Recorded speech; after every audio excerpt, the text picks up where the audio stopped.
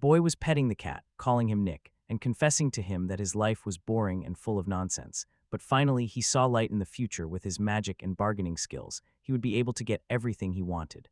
He will prove himself. A huge paw appeared behind his back. It grabbed the cat and held him in its arms, screaming wildly. In another world, he will show what he is capable of.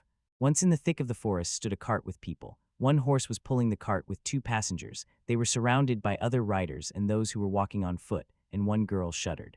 Someone else called her by name. It turned out her name was Karina, and she took off her hood, muttering that it was strange. The grandfather who raised him died after the death of his parents. Now he was alone forever. That is exactly what he thought.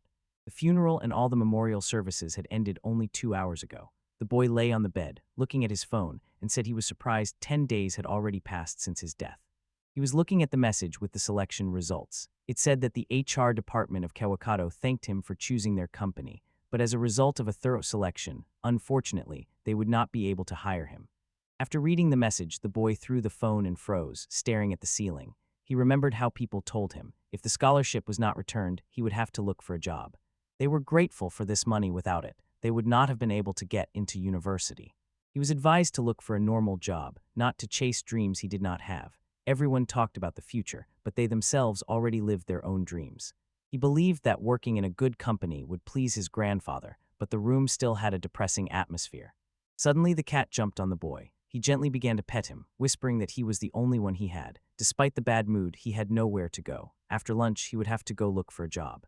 He suddenly remembered the box lying on his bed. Opening it, he noticed 3 old rings lying inside. He carefully examined them, picking them up one by one. Finally, he decided to try on one of them, and it fit him perfectly. The cat tore one of the rings from the box with its teeth. The boy shouted loudly at Nick not to touch them, and the rings accidentally got caught, one on the boy's finger, the other in the cat's mouth, and suddenly a bright light flashed. At that moment, the boy opened his eyes from the dazzling light and saw that they were on some mountain peak. He did not understand what was happening. Was it really a dream?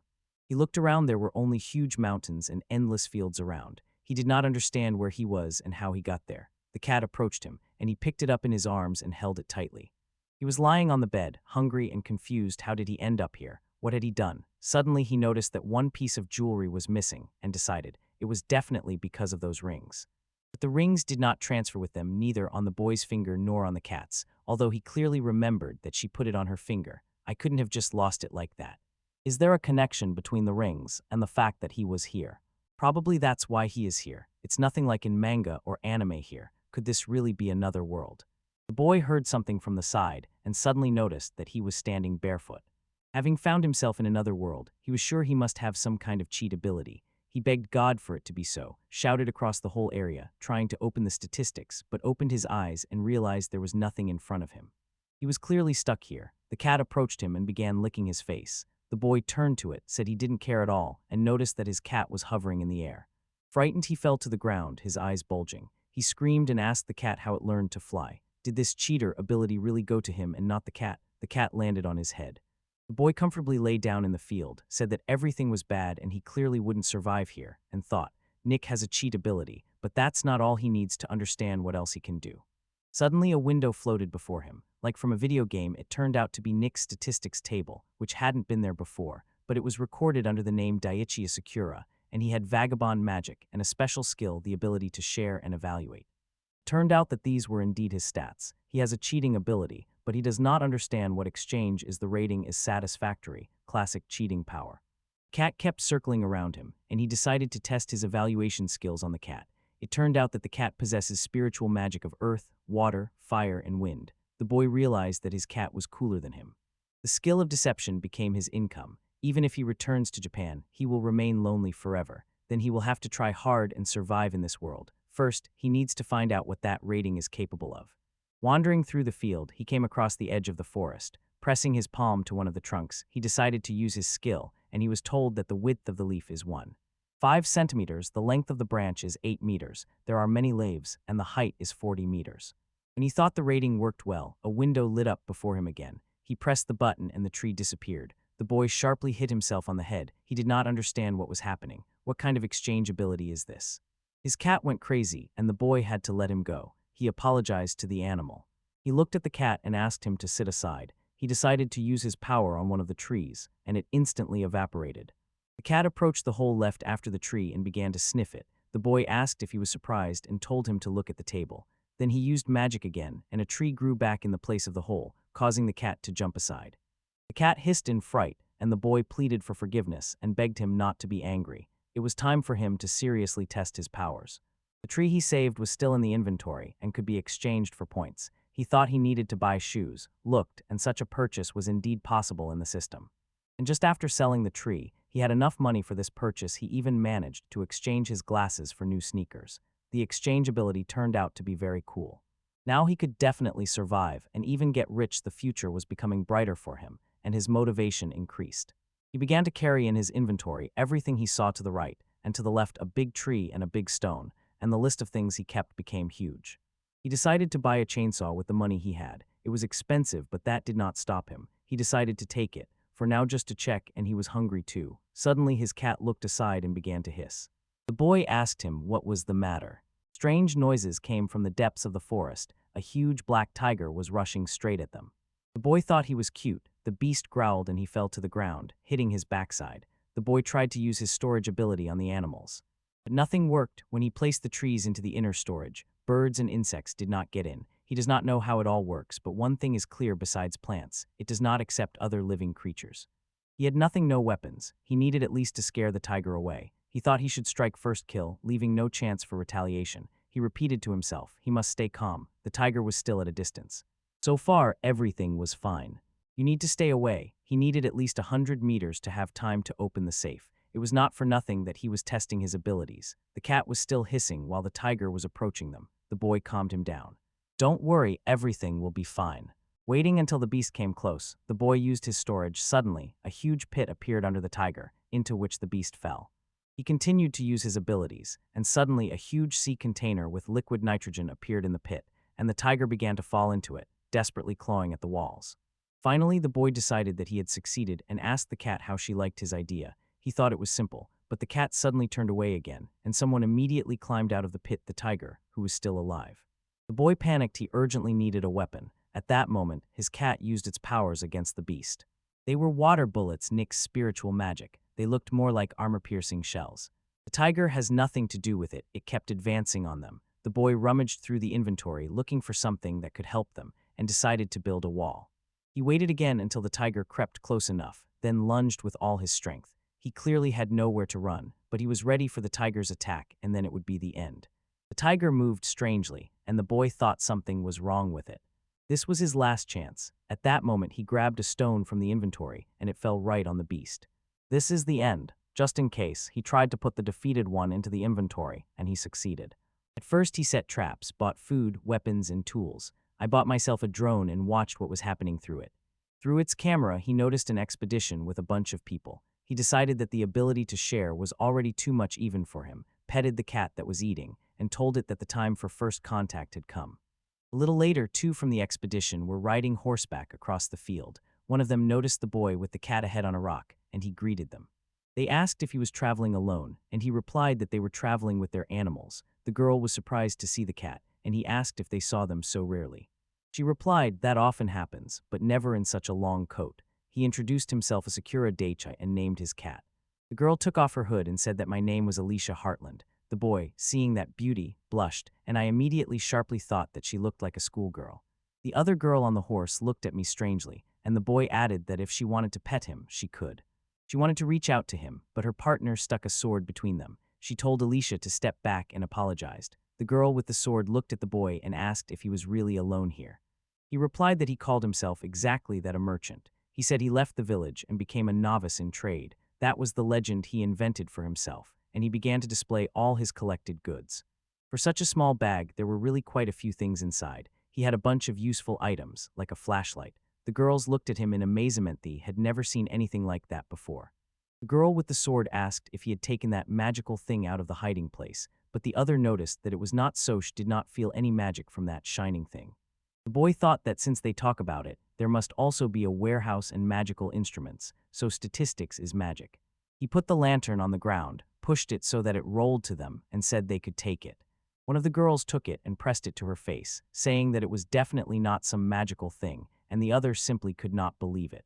He asked if they were traveling together, but the girl with the ball replied that she was accompanying the other one. The boy got scared but said that if they didn't mind, he would like to go with them to the nearest town or village and asked if he could find out the name of the other girl. The first one looked quite nice. She said that hardly any bad person would have asked them for this, but the defense lawyer insisted that he aroused enough suspicion. The boy replied that if she was worried, he could easily hide the weapon, but it was pointless to hide something you don't know how to use. His hands showed that he was not skilled with a bow or a knife. The good-natured boy laughed and said that she had figured him out. The girl looked puzzled. She agreed to take him to the chief merchant. The boy was delighted. He thanked the kind girls for their help. At that moment, the cat jumped out of his arms straight into Alicia's arms, and she fondly petted him, saying how cute he was. The boy still stood with his hand extended for a handshake, but he was simply ignored. Then he turned to the female guard behind him, still with his hand in the air, and thanked her for the help. She promised to take him to the chief merchant, but categorically asked me not to come closer than a meter to Hirsch cannot allow the mage to be that close to them. He asked which exact mage she was talking about. She sharply told him not to pretend as if he was traveling alone and without combat skills. Finally, he understood what she meant, and she reminded him that he needed to go with them but stay aside. The boy noticed that her sword was quite long, and she directly said that he changed his tone. The boy asked without hesitation what the problem was. They are the same age. She told him that she tells whatever she wants, she just won't do anything that would make her attack him. He asked if he was really that suspicious, and she answered yes.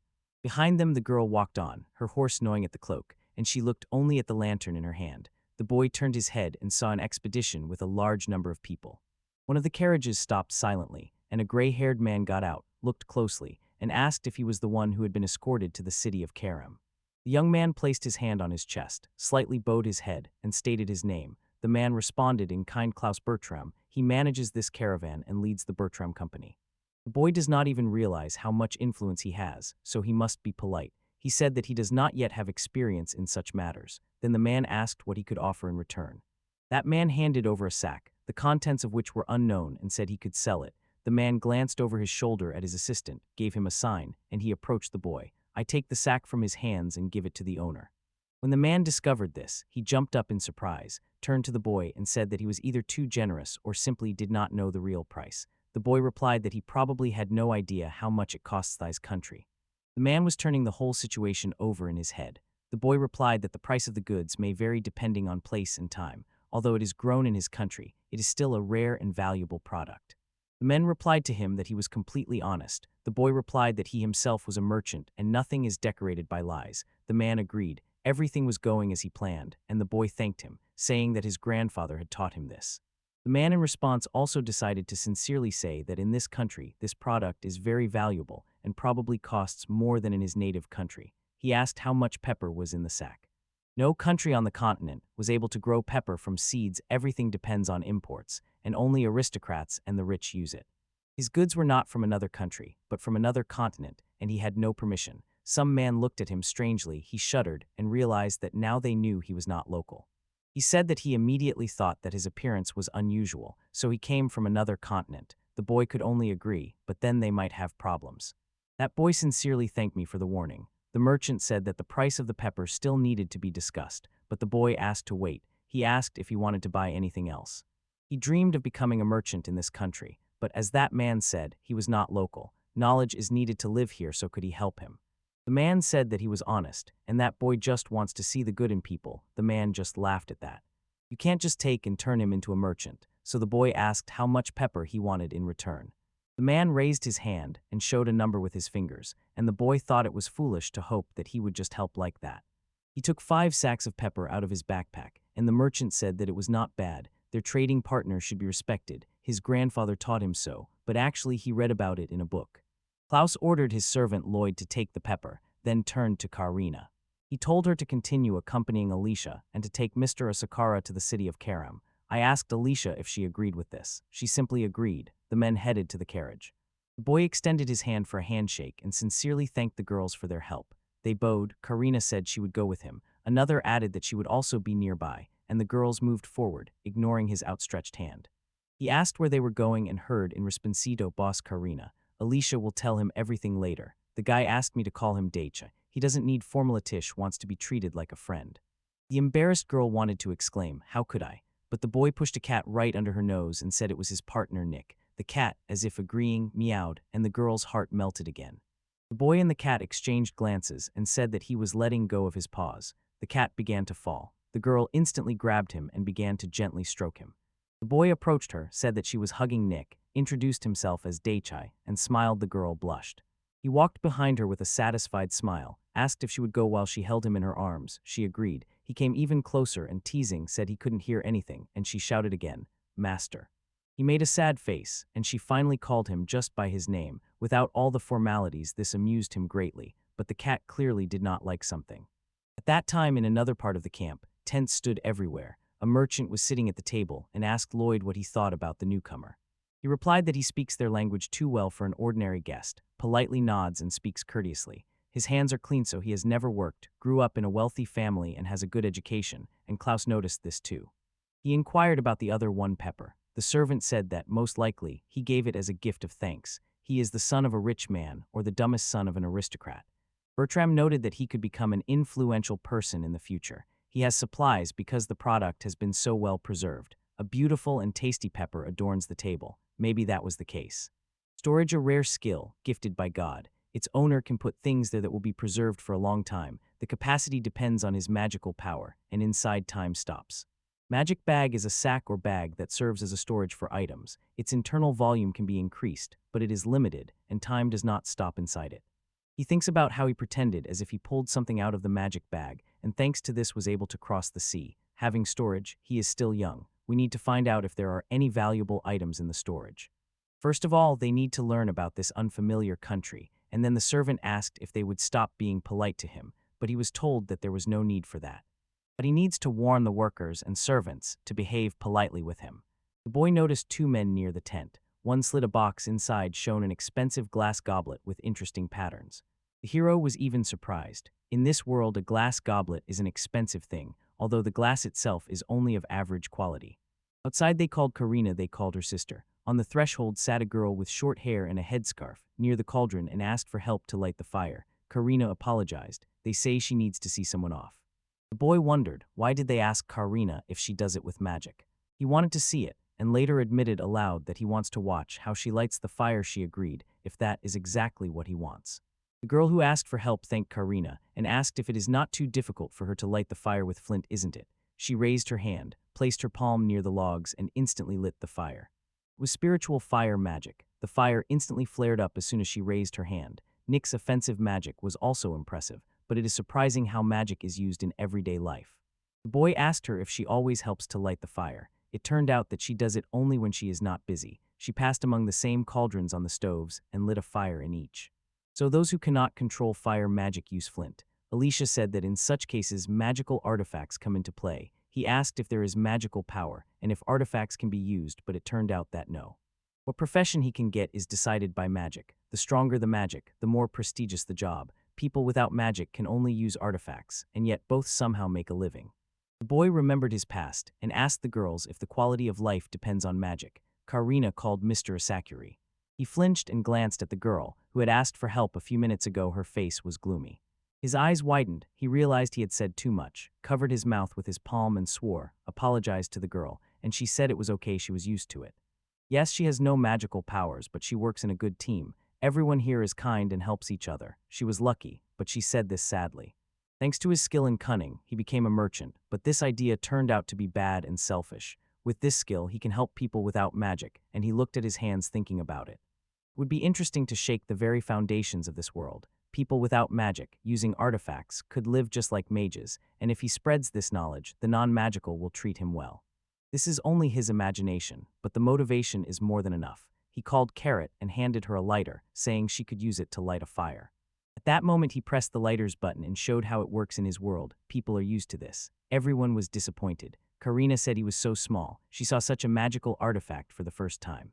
But their other companion noticed that it did not look like his. It was transparent, like a precious stone. The boy said it was a lighter, handed it to Carrot, and asked her to try. She began to twitch her hands and say that she could not accept such an expensive thing. At that moment, the boy opened his palm with a lighter. The lighter slipped and fell to the ground, and everyone froze in shock. He said that the girl was strangely strong, added that if he broke even 2 pieces, she would not get angry, and ordered her not to worry but to try to push the object into the hands of that girl. She lit the lighter and brought it to the dry leaves. They instantly caught fire. She threw them into the stove, and the logs inside got scorched. She looked at the object with admiration and asked if such an incredible artifact really existed. Its native land must be truly wonderful. The hero said he wanted people in this country without magic to be able to use magical artifacts. The girl asked if he was a foreign trader with such amazing things and was sure that he would definitely succeed. She extended the lighter in her hands as a sign of gratitude, but he refused to take it and said she could keep the lighter. She was surprised. He called his companions to join them, and the girl asked them to wait. She said she could not accept that. She grabbed his clothes to stop him, and he kept insisting that she was not that expensive. Suddenly someone interrupted them, calling Karina. The man asked what she was doing here. He was a tall man with scars on his face, wearing a knight chainmail. Karina called him her boss and said she was just going to him. The hero thought to himself how huge he was. Karina introduced him as Captain Jeffrey and said he was the business partner of the main hero, calling him Bertram. Daishai extended his hand to shake and said he would go with them to the next town. Jeffrey said he was responsible for the security and escort of Bertram's company. Karina said the boss told her to watch over this gentleman. The captain ordered her to accompany these two in response. She agreed. The hero thought to himself, is she really a guard? Does she really need an escort again? The captain called Mr. Sakura and ordered him to go with him. He asked if he wanted a drink, but the boy refused. The girl, who was given a new thing, stood with the lighter in her hand and looked at the people walking by in surprise. They had a hearty lunch, and the hero was already comfortably lying on the mattress in the tent, and the cat was on his stomach. He thought that others were so surprised by the plastic lighter that they even compared it to a precious stone, and he wondered if he had overdone it. At that moment, a voice came from the street. Mr. Asakura, are you not sleeping? It was Karina, and he replied that he was not sleeping. She apologized for being so late, but the head of the company wants to talk to him. The boy replied that he would come immediately. He wondered if his watch looked too suspicious. He decided to hide them for now. He pulled on his jacket and wondered if there would be any problems. They walked between the tents. There were many people around. Drunk men were looking at him. He was surprised by the attention from outside. They approached a large tent. Karina said that this was where they needed to come. The boy pulled back the fabric that served as the entrance, apologized, and inside was the head of the merchants and one of the girls who accompanied him today.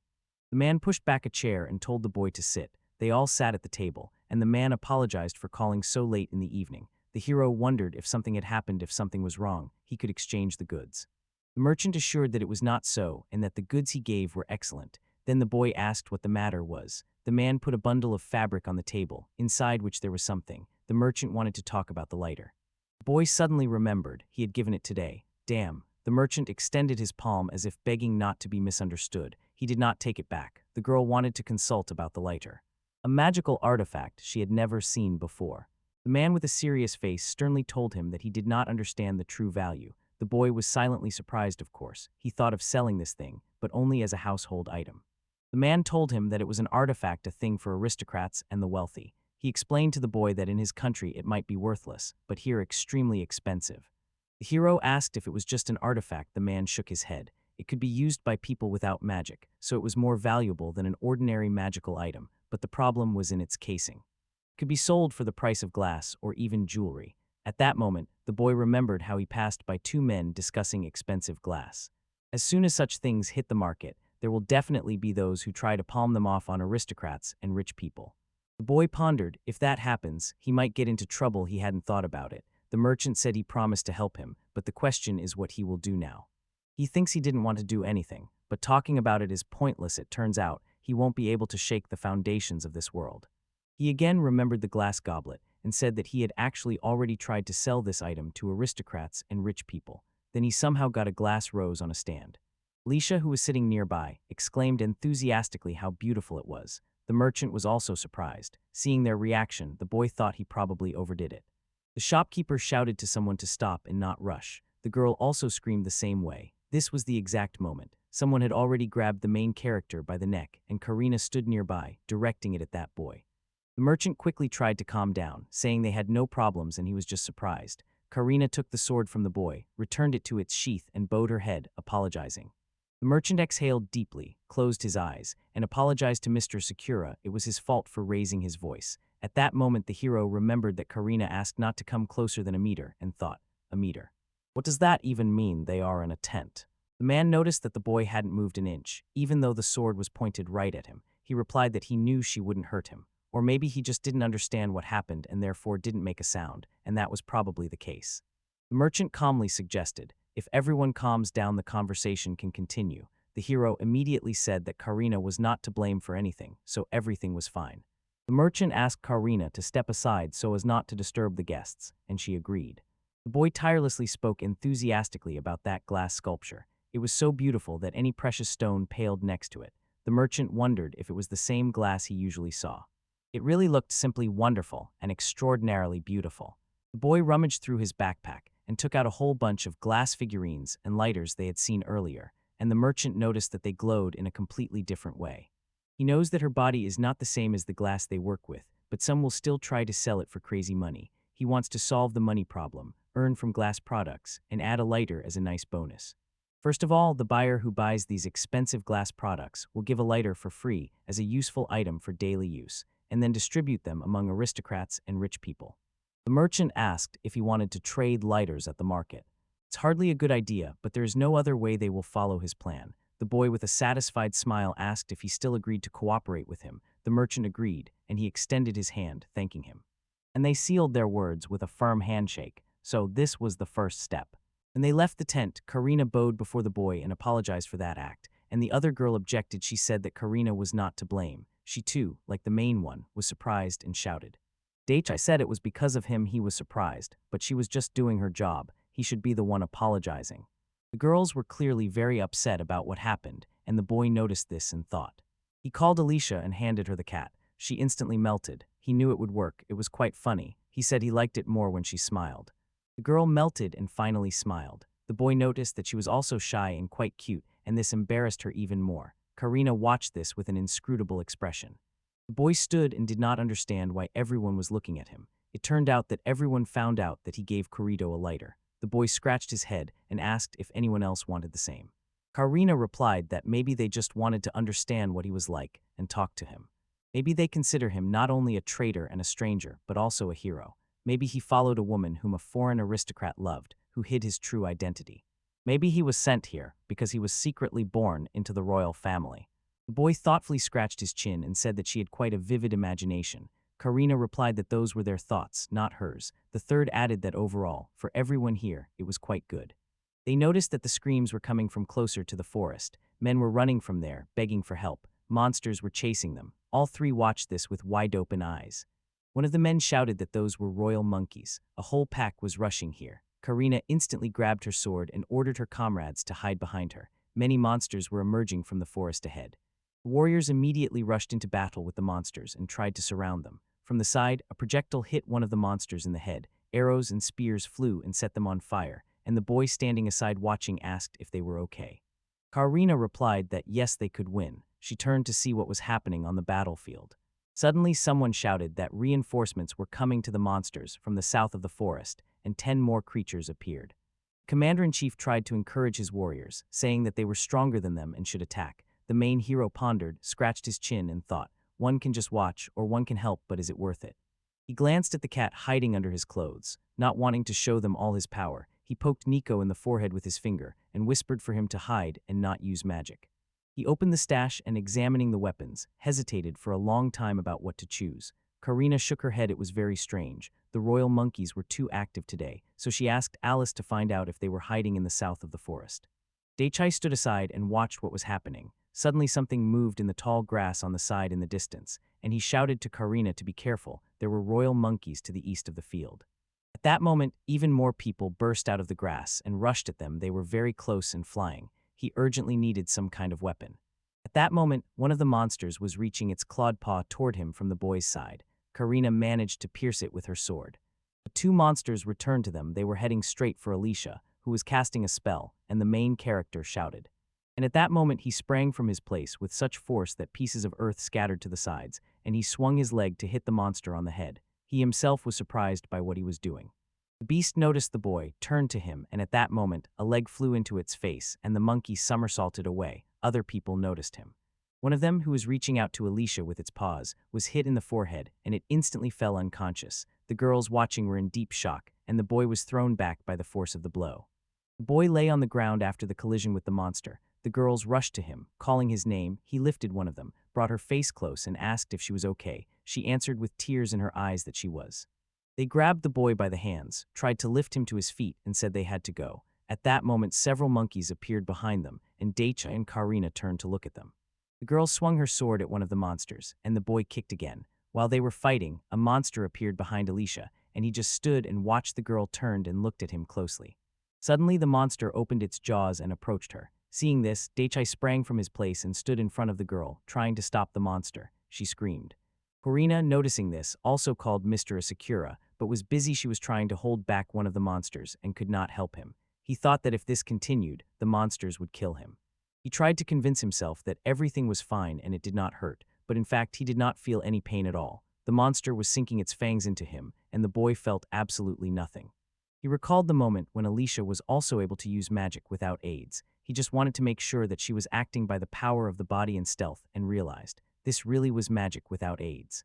And this time he noticed a strange movement in the forest even before the tiger attacked them, and when a stone hit him in the head, he also felt nothing.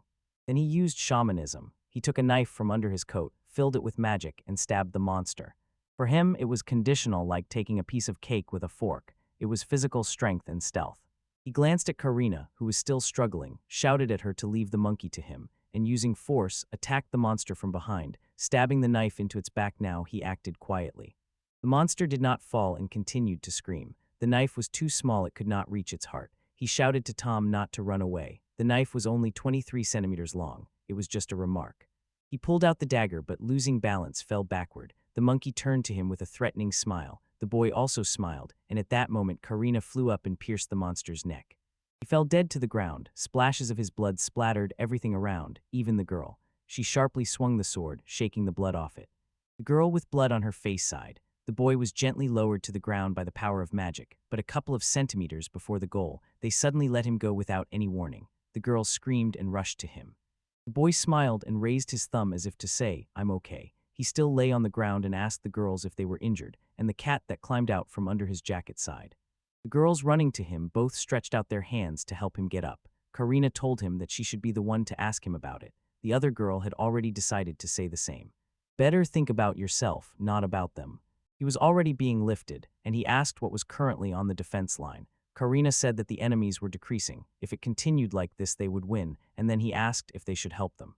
Karina sighed deeply. Her task was to protect both of them. She recalled the moment when the monster bit that boy and thought that she had completely failed, clutching the sword hanging on her belt.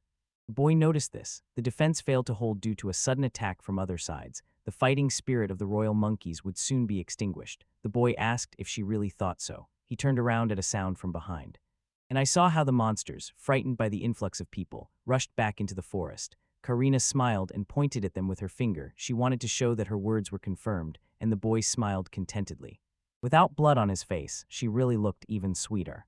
When he saw the blood on his palm, his gaze instantly stopped there. With one magical movement, he turned the towel into a pocket of his jacket and pulled it out.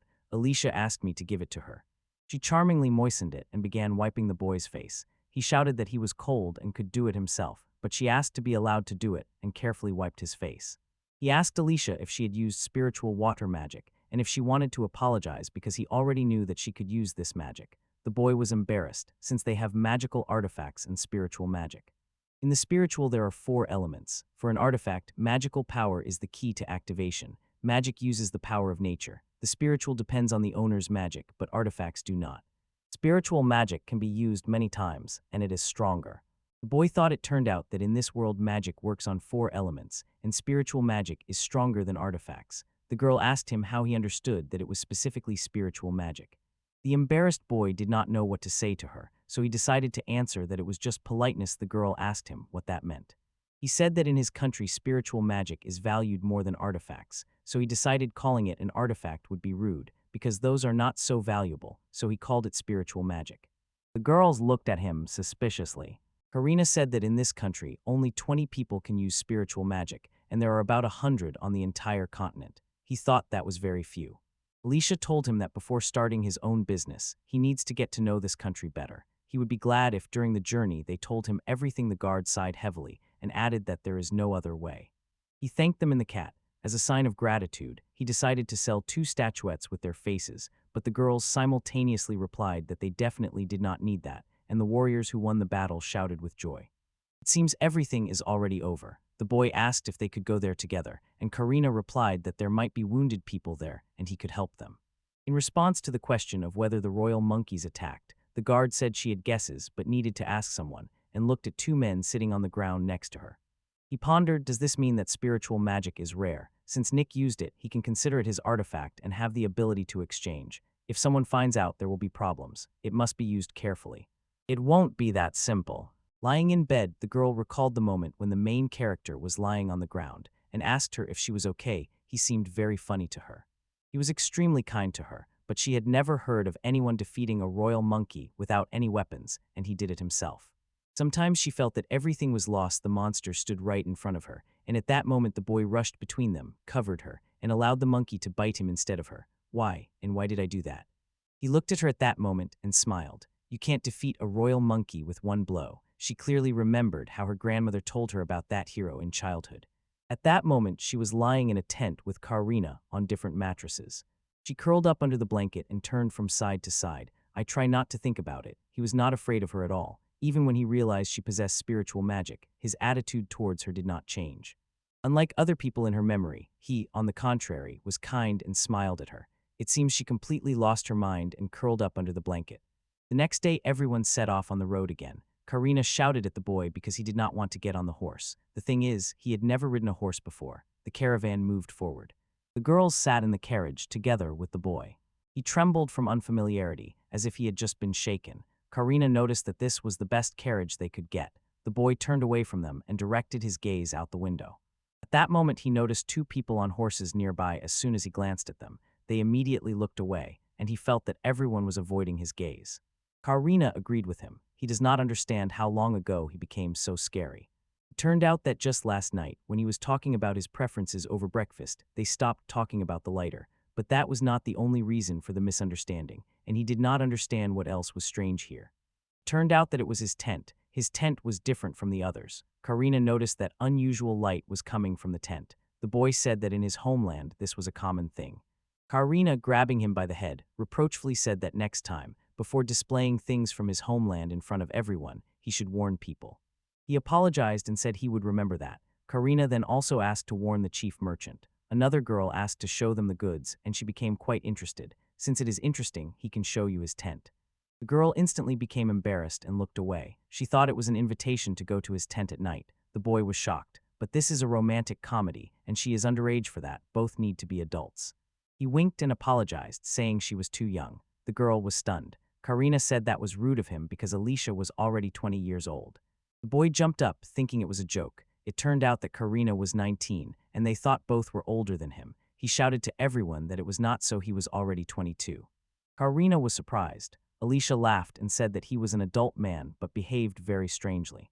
He was banging his fists on the seat of the carriage, shouting whether they really thought he was 16 or 17, and the girls, trying to calm him down, said it was a compliment. He looked very young, and they apologized. He sighed and said it was all right. He himself initially confused their ages too. Karina suggested ending the conversation there. A man was walking ahead of the caravan. I am scattering some pollen on the road to level the ground. The boy noticed that behind them on the carts, men with tied hands and feet were being transported. It seemed cruel to him. Karina drew attention to this and said that they still should not be pitied. They say that a team of 35 people entered the very heart of the forest to catch baby royal monkeys. The team was quite large, but only 5 survived. The boy asked why they needed the baby royal monkeys. It turned out they were tamed from a young age and used as labor, most often for the army. They were fitted with slave collars. The boy shuddered. For him, it was a thing with a terrible name. He guessed how much they asked for them. If they were no more than 2 months old, 20 gold coins, if less than 610. He asked if those guys were criminals, and heard in response that it was a delicate matter, but they were to blame themselves. They provoked the monkey pack. At least they would have to answer for yesterday's battle, since it was a crime. But if they could not pay, the debts would turn them into slaves. It turned out that being an adventurer was not profitable at all. Karina smiled. She was also an adventurer. He pleaded for her forgiveness. If you work steadily, it is quite profitable. They were just unlucky. 2 herds attacked them at once. Alicia turned to her and asked if they had investigated the case well. It turned out that they did not even inquire whether their teammates were still alive. It was a strange and rather harsh world for him. The carriage wheels turned. The boy apologized for acting like a fool around such girls. They replied that they forgave him. After all, the culture and customs of this country are quite different from his, but everyone noticed that he still tried. Karina also asked Alicia not to overpraise him. The boy put the bag that the chief merchant had given him on his lap and gently invited the girls to rest a little. He took sandwiches and drinks out of the bag for everyone, served them to the girls, and offered them to try. They were very surprised, and he reassured them, "Don't be afraid, this is food from my country," and continued handing out snacks, saying that it was worth trying another culture, they should like it. The girls stretched out their hands and accepted gifts from the boy, began examining the food from all sides and bringing it to their noses, sniffing it. He told them not to be afraid to tell the truth. He was very interested in their opinion. Karina asked about the magic bag that lay on his lap. Could it be that the chief merchant gave it to him to hide the safe? And it turned out to be true. That's why the products were so fresh.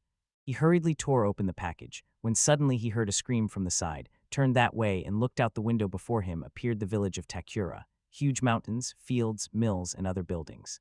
He turned his head from one side to the other, trying to see something. Karina settled behind him, but she couldn't see anything from there. The boy said they needed to have lunch as soon as possible. He showed them a bottle of water and explained that it was a container with water in a special transparent packaging, like a sandwich. They had to understand that he did not show this to everyone. Karina said not to worry, and he thanked her. He asked if that meant they would rest for about an hour. Could they take a walk around the village? Alicia agreed, saying it was a great idea. Karina said, why not take a walk after they eat in the carriage? First, she would look at what the village looked like. After lunch, they would go not to the outskirts, but to the very center. It was a large village. The girl thinks that for Daiichi, it is more important to see different cultures than landscapes, and shoes and clothes need to be bought. She immediately noticed what the boy was wearing. People around here don't dress like that. He threw back the edges of his jacket and thought he stood out too much. He agreed that it was okay and asked Alice if she minded. Karina thanked him. She was pleased that they returned to business. The escort. The boy, looking into her face as if his heart ached, cleared his throat from embarrassment and asked how far she intended to go. She thinks it will take about 15 to 20 minutes, and he added that he and Alicia would wait for her in the carriage. The carriage stopped. Everyone dismounted from the horses, and the cat freely ran around. While the hero was humming a song, looking out the window, Nick ran up to the girl and put his front paws on her dress. Alicia wanted to play with him, and the cat responded. He began to play with her. The boy noticed them. These two were clearly very fascinated with each other. The girl moved her hand very quickly, and the cat could not catch it until one moment came. The girl said that Nick is insanely fast, started using magic, and added that she also needs to speed up. They rushed even faster. Not only Nick, Alicia also felt an increase in physical strength. It's hard to believe your own eyes. The girl suddenly grabbed a cat and smiled. She noticed that Nick also has an increase in physical strength. She still caught them. He made a serious face and asked Alicia to keep everything secret just between them. She asked again if it was really only between them. He said yes, again, and she shyly replied that since Daichi wants it that way. Strange tension hung between them. They repeated each other's names until the carriage door opened and Karina entered. The girl was distracted and, smiling, asked her if she had finished already. The boy noticed that everything happened very quickly. Karina looked at them and said that they would stay in this village for 2 days. The boy sighed and asked if something had happened. It turned out that the damage from the royal monkeys was much greater than they thought. Repairs were needed. The carriage wouldn't go either, so they would have to stop here and rest for a while. She finally suggests eating their lunch. The boy asked if she wanted a sandwich. She smiled and agreed this moment. Looking at her satisfied face, he remembered yesterday, all covered in blood. He put the water sandwiches on the cart seat. Karina was convinced what an unusual lunch. Alicia asked how to eat it. The boy said it's just bread and she needs to bite it. It turned out to be very soft. The girls listened to him and bit their eyes shone. Karina noticed with surprise that 2 whole pieces came out, which met in the middle, and it was incredible.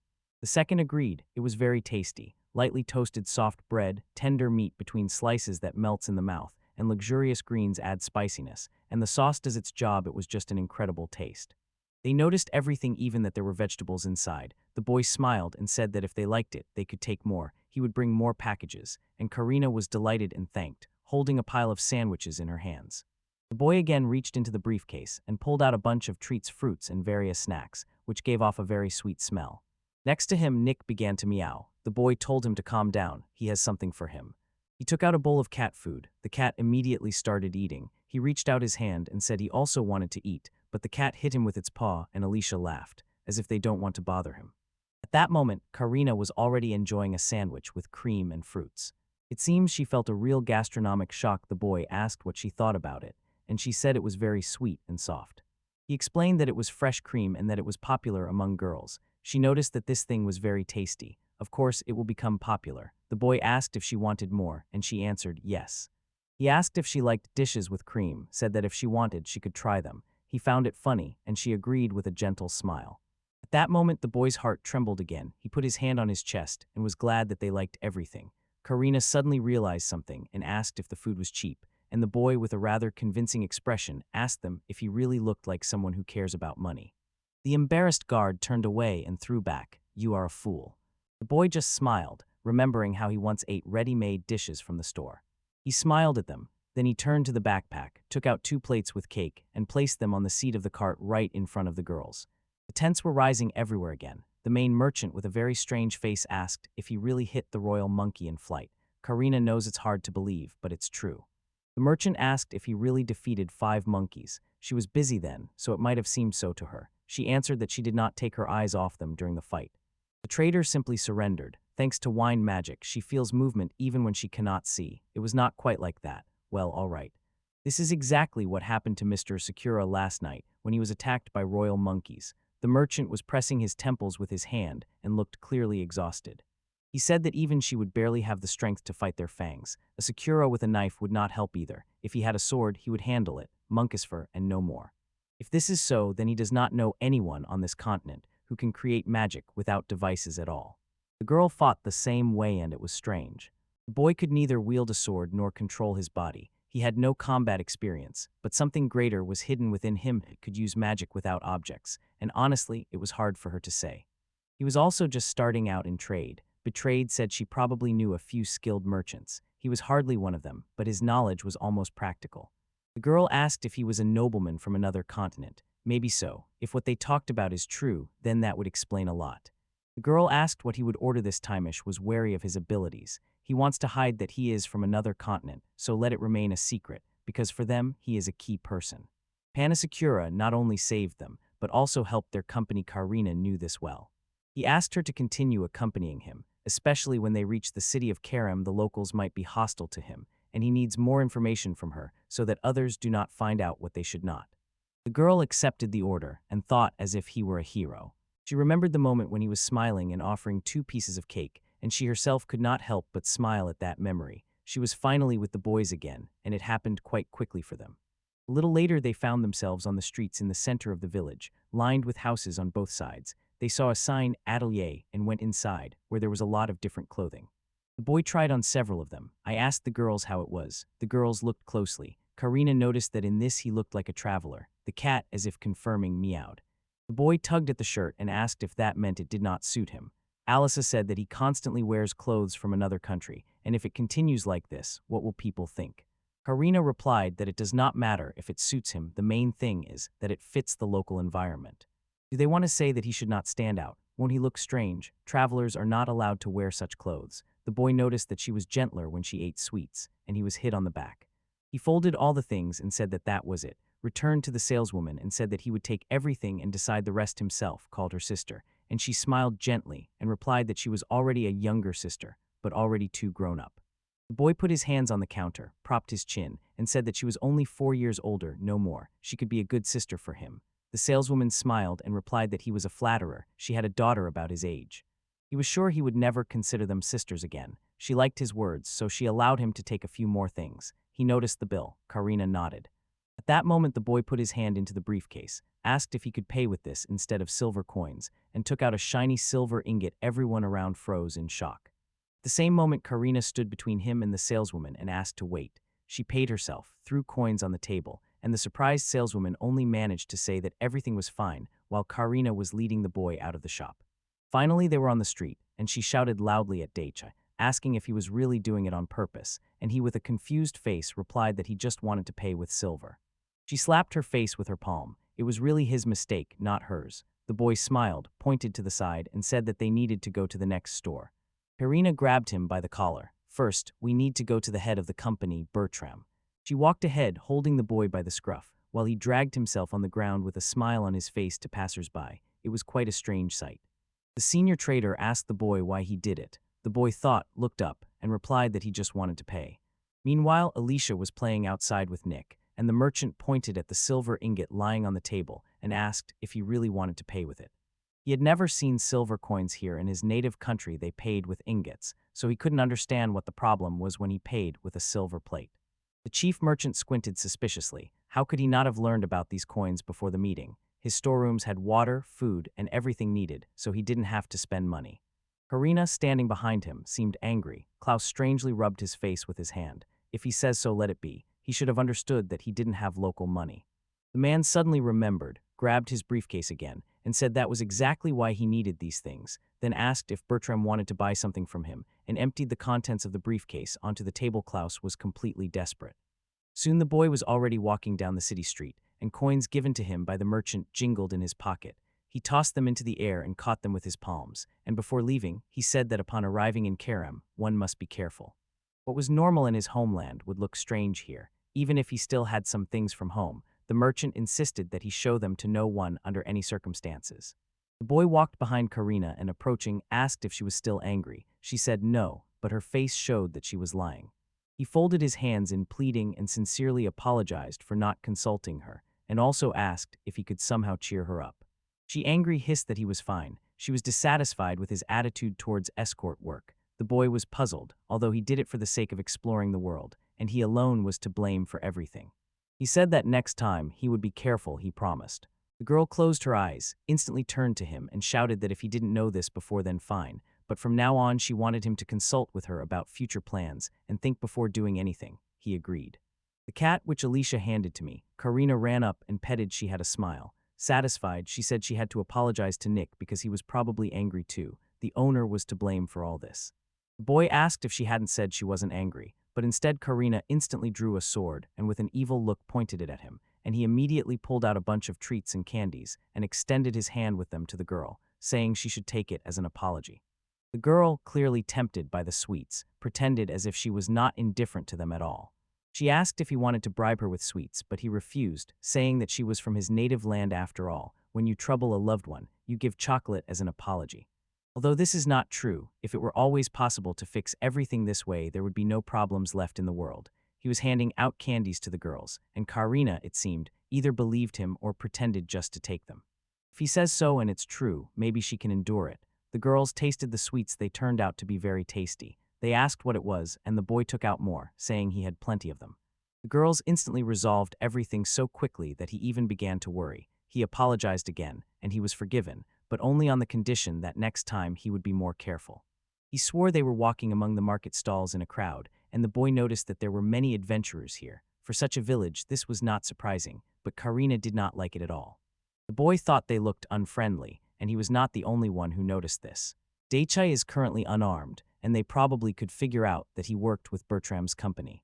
He looks weak and is also a foreigner. Bad people will see him only as a target. It didn't sound funny, but are those royal monkeys? He wants to go to the gun store. Karina warned him not to look for trouble this time and to be careful. She asked him to take care of himself. He spread his arms to the sides and told him to trust him. Despite his appearance, he is actually a completely peaceful citizen. The girl seemed to ignore this. She hopes that after the fight with the monkeys he hasn't become too arrogant. The boy blushed with embarrassment, pointed with his fingers at those who were drinking, and sharply asked, if you compare them to monkeys, who is weaker? The girls frowned disapprovingly. They couldn't understand how he could say that, and he explained that he did it only out of curiosity. Alicia didn't want to say anything bad, but if the fight was one-on-one, the royal monkey would most likely win. However, adventurers can team up with someone and, for example, set traps or resort to various tricks. The boy threw his hands up and exclaimed that enough talking about these scary people, better to go buy equipment. They entered the armory, and the boy immediately noticed many different bullets. Karina immediately cooled his enthusiasm, saying that first they need to buy armor. The boy tried on one of them, a vest. Karina wanted to ask if it wasn't too light, but Nick wouldn't feel cramped. He could still hide it under his clothes. She asked if he had changed his mind about something heavy. Alicia noticed how kind he ultimately was. He scratched his head in embarrassment and shyly asked if she really thought so. They had plenty of magical armor. The boy grabbed a huge shield, to which Karina replied that neither armor nor shield count, and Alicia praised his endurance because not everyone can hold such a huge thing. It seems he is spending energy, but at the same time walking as if with a billboard. The boy waved the shield from side to side to avoid standing out. It would be better to hide it in storage, and then he decided to start using weapons. In dreams, he dreamed of a longsword, as if in a fantasy RPG, and they approached the sword rack. Karina asked if he used a longsword, but he needed a weapon to intimidate, so he doubted he would use it for its intended purpose. He stood up and smiled as if he had just said something clever. Lisa noticed he was really skilled at it. Karina, on the other hand, froze without words because he has physical strength and magical armor. The boy infused some mana into the sword and decided that this was better than fencing.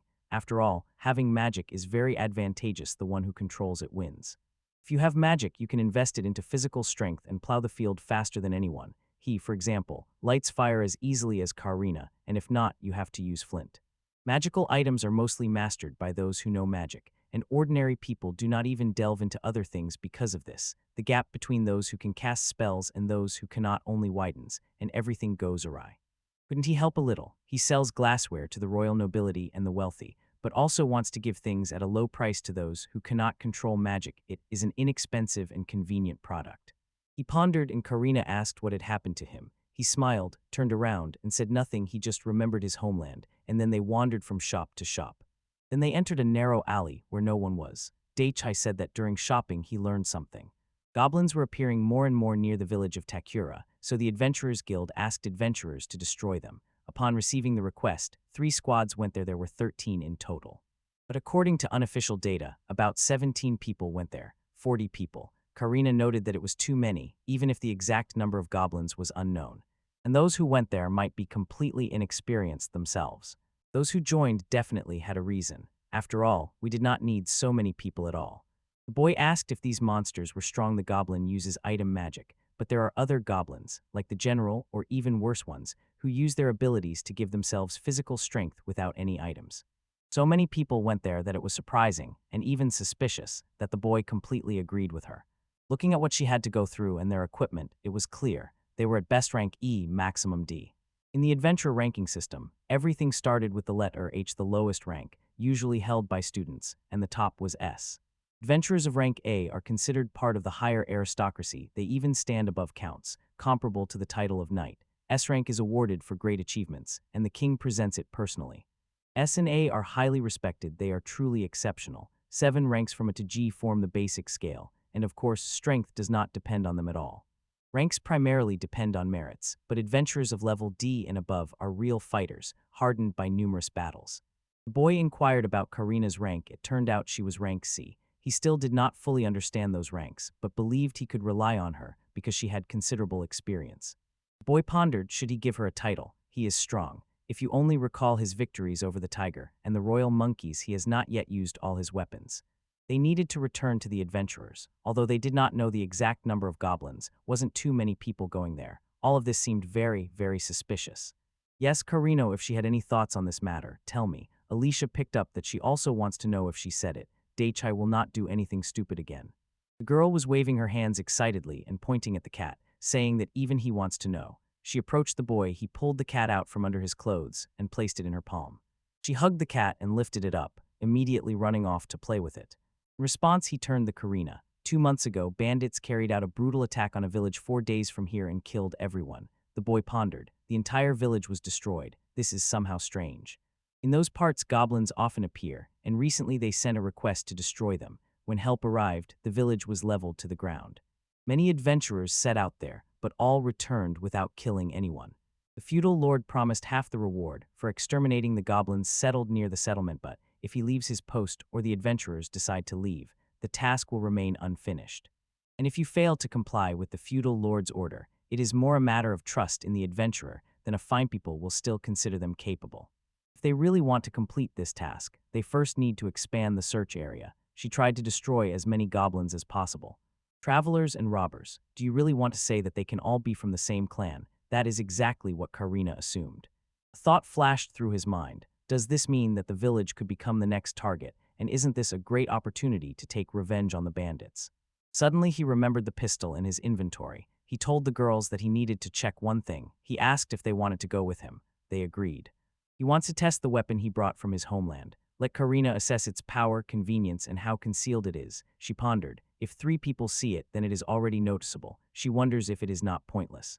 On this guy's side, he and Karina killed 5 royal monkus docent. That means she is stronger than General Goblin. She barked. Unfortunately, he was much stronger than the monkey. The boy shrugged. Alicia asked, and Paul, because even if something happens, they can escape at any moment thanks to their physical strength. The boy was glad, so Alicia used it too, but it turned out to be only a little. At that moment, Nick calmly lay down on the girl's head and seemed to doze off. Karina, who was standing behind the girl, looked at him strangely. He looked at me questioningly. If it will be in the forest, it will do. She wanted them to avoid the presence of other people, and to use physical strength only from a distance, and only if it is really necessary to escort the caravan. He agreed to this condition, and was already turning back to leave. And at that very moment, someone rushed past and pushed him in the shoulder. The man was shouting at Daichai, full of aggression. If this had happened in Japan, there would be no trace left of Daichai, but now, after En defeated the royal monkeys and Karina stands next to her, he is not afraid. Daichai replied to that man that the aggressive man himself bumped into him, and at that moment, they were surrounded by other burly locals clearly with their own interests. The injured man also insulted him, and I asked the adventurer how he dared to say such a thing. The locals sharply turned around, their gazes directed at the scuffle. Other adventurers who were drinking on the side also noticed them and started talking among themselves. The boys sighed. From all sides, aggressive men shouted, "Are you afraid? Why are you silent?" One noticed what beauties stood next to Daichai, so he is definitely not poor, and they wanted to take all his money and women. Karina warned them, if they come even a step closer, let them blame only themselves. They are in trouble. Daichai turned back to the girls and asked again, who is stronger, these people or one royal monkey? The girls looked at him as if not believing that he was seriously asking, and how can they even be compared? The men mockingly asked Karina if she was really so cool as to go with them. She began to provoke them, sarcastically saying that she was very scared. One of the men asked if she really thought she could joke here, would she dare to fight them all? If she wanted to fight, he ordered her to step back, because one of them already had plans for her. The heroes froze in absurdity. They spoke exactly like characters from manga, but when you say that to your friend, he just rages. Maybe it's worth testing the weapon on them. He addressed the girls, "Do those guys bother you? Say one word and I'll get rid of them." Karina turned to him and replied that if he kills them, we'll have problems, but if those guys get a few injuries, nothing bad will happen. The man who first hit Daichai on the shoulder got angry, asked if he really wanted to fight, and kicked him, and Daichai replied that he was just a merchant. Karina looked at him again and said that if he kills them, he will have to pay the feudal lord a large compensation. He thought about it. You can become a killer, pay, and immediately be free, and this world terrified him. He will not kill them, only maim them. Let this be a lesson for others. After all, they are adventurers, so they must be ready for anything. The men drew weapons and rushed at them, shouting insults. Karina shouted that she would not allow them to do that. Daichai asked the girl again if he could take them, and she agreed. Getting up, the hero told the girls to prepare as well. Sakura Daichai draws a sword from its sheath. The blade, ready for a ruthless attack, shines dazzlingly, and all the residents were stunned by this boy's action. He turns to the bandit and says that out of his great kindness, he will not take their lives, but unbearable suffering awaits them. Suddenly 2 men rushed at Daichai. They were already ready to attack with all their might. They could not understand how this boy dared to speak like that, so they decided he wanted to fight them and were ready to show him what they were capable of. Sakura Daichai turned to Karina and said that she would handle these 2 men thanks to her excellent skills, and ordered Alicia to stand behind his back. The girls obeyed, determined to win, as if there was no other way. Suddenly he remembered that he could right now use his unique cheating ability, all for the sake of obtaining modern things and exchanging them. A Sakura Daichi can pull out anything from there except living creatures, thanks to the huge storage. The boy uses a unique skill magic without items, which enhances his power and the power of items. He is thrilled thinking about what will happen if all abilities are combined. And with the same enthusiasm, he prepares to implement this idea. The boy knocked down 2 men with one blow so that one fell on the other. Somehow they got up from the ground. The men clearly did not expect such a powerful strike without noticeable effort. As soon as the bandits came to their senses and looked at Daichi again, they were seized by horror. The boy began to use his ability, which could instantly take their lives. They wouldn't even have time to blink. The leg of one of the men seemed to sink into the dark mud that appeared. He screamed, and after a few seconds jumped back some distance, waving his leg. But the man did not manage to jump further away. The girl rushed into attack with lightning speed. Suddenly, everyone nearby grabbed their wrists in horror. It turned out she had damaged the tendons of all the opponents at once. The boy looked stunned at this technique and asked the girl if she really had damaged the men's tendons. The girl quietly but confidently and decisively agreed. The men sat on the ground and convulsively clenched their wrists, trying somehow to stop the flow of fluid from the wound. They looked at her with eyes filled with inhuman fear. The girl sharply pointed her sword at one of the opponents and grimly declared that her attack was punishment for them, because earlier she had clearly said that no one was to approach the one she was accompanying. Those who attacked froze again in horror. They clearly did not want to feel that pain again, which seemed to drive them crazy, and the men began to beg for mercy and swore not to approach the girl and the boy anymore. The girl, without lowering her sword from the attackers, commanded to convey her words to the supporters and friends of those men, and they in turn promised to do everything she ordered. The residents laughed at the failed attack and whispered that a whole group of men lost to just one woman. It was hard to believe, but many saw it live. Suddenly Nick, who was sitting on the girl's lap, meowed loudly and capriciously. A Sakura Daiichi noticed this, asked if the little animal had fallen asleep, and in a moment decided mentally that it was lazy. Suddenly Alicia bowed her head, gently stroking and calming the cat, and her face clouded. She felt sorry for the animal because she thought that this noise could have woken it and deprived it of rest, and the girl step by step approached the men. At first she quietly apologized, and at first the men did not even understand what was going on, but in a moment the girl shouted for the bandits to apologize to her kitten for waking it up. Harina looked at Alicia with distrust, and the bandits were also stunned by her sudden concern for justice for the sake of the little kitten. Alicia raised the kitten to Karina's face and asked if she did not feel sorry for the little one whose sleep was so rudely disturbed by the noise. Alicia ordered the men to quickly apologize for disturbing the kitten's sleep. They immediately dropped to their knees and began to apologize, promising that it would not happen again. Nick's kitten meowed joyfully. Alicia, playfully and cheerfully winking, explained to the men that her pet was kind, and now they were incredibly lucky because they would remain safe and sound and be able to return home. Harina wiped the sweat from her forehead with her hand and rejoiced that everything turned out well. A cat with magical powers is a very scary thing that can cause irreparable harm to others and itself. Harina turned to a Sakura Daiichi and asked him with what weapon he had cut off the bandit's leg, accusing him of overdoing it with his deadly skills. The boy waved his hand and reminded the girl that she herself simultaneously damaged the tendons of all her opponents and in an instant neutralized them so that they could not even compete with her. The boys set off on the road. When they approached a small bridge, Karina explained that water magic can heal a wound, but unfortunately, a severed limb cannot be restored that way. Harina added that in the royal capital, treatment would cost a considerable sum, and the boy understood. If he got injured, he would survive. Water magic could restore him. If anything happened, Karina and Nick would definitely handle this boy. Sakura Daiichi praised Karina and noted that the bandits would hardly recover soon. Those men sat writhing in pain. They definitely did not expect such a reception. In response, the girl explains that men can resort to dirty, vile tricks instead of a direct attack. For example, they can wait for the guys in a house or a hotel. The guy didn't think about this and decided that they could have been ambushed even in a tent. Karina agrees, and then the guy falls to his knees before the girl, apologizing as is customary in his native country. The guys approach a signpost leading into a dark forest. Karina asks the guy what exactly he did to deprive that man of a limb. She still couldn't understand how it could have happened at all, and to what kind of magic it should be attributed. Harina asks the guy not to pretend. Confident that he has a technique that instantly deals with bandits, he instantly left one of them legless. The guy calmly explains that his skill is unique and available only to him, while Karina and Alicia, stunned, patiently wait for more. The guy spread his arms and said that such a skill does not exist on this continent. Alicia wanted to object, but he continued talking about his homeland. It seems he is trying to understand what is really going on here. Harina stopped the guy with a raised palm and seriously stated that only one person has such a skill, and the guy instantly got confused and stopped understanding why he should even say that there are few such people. Sakura exhales deeply and awkwardly scratches the back of his head, smiles, glances at Nick in the hood, and explains to the girls that because of this ability he had to leave his homeland. The guy covers his face with his hand. He understands that his unusual ability puts his family in great danger. Because of this, they all had to retreat. He asks the girls what they think about it. Harina and Alicia immediately lowered their heads. They felt how difficult that choice must have been for the guy for the sake of his relatives and friends. Such an act would hardly be done by a person who is indifferent to their own.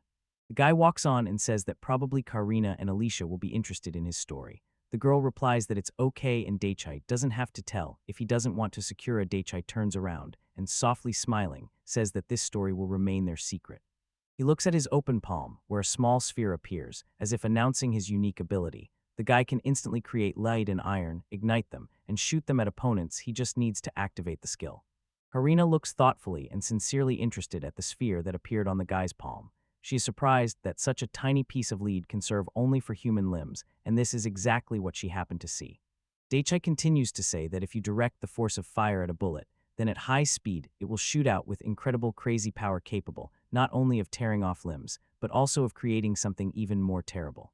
The boy takes the bullet between his fingers and says that it has destructive power, and Karina doesn't even want to imagine how dangerous this attack is, because the skill she showed earlier is already making itself known.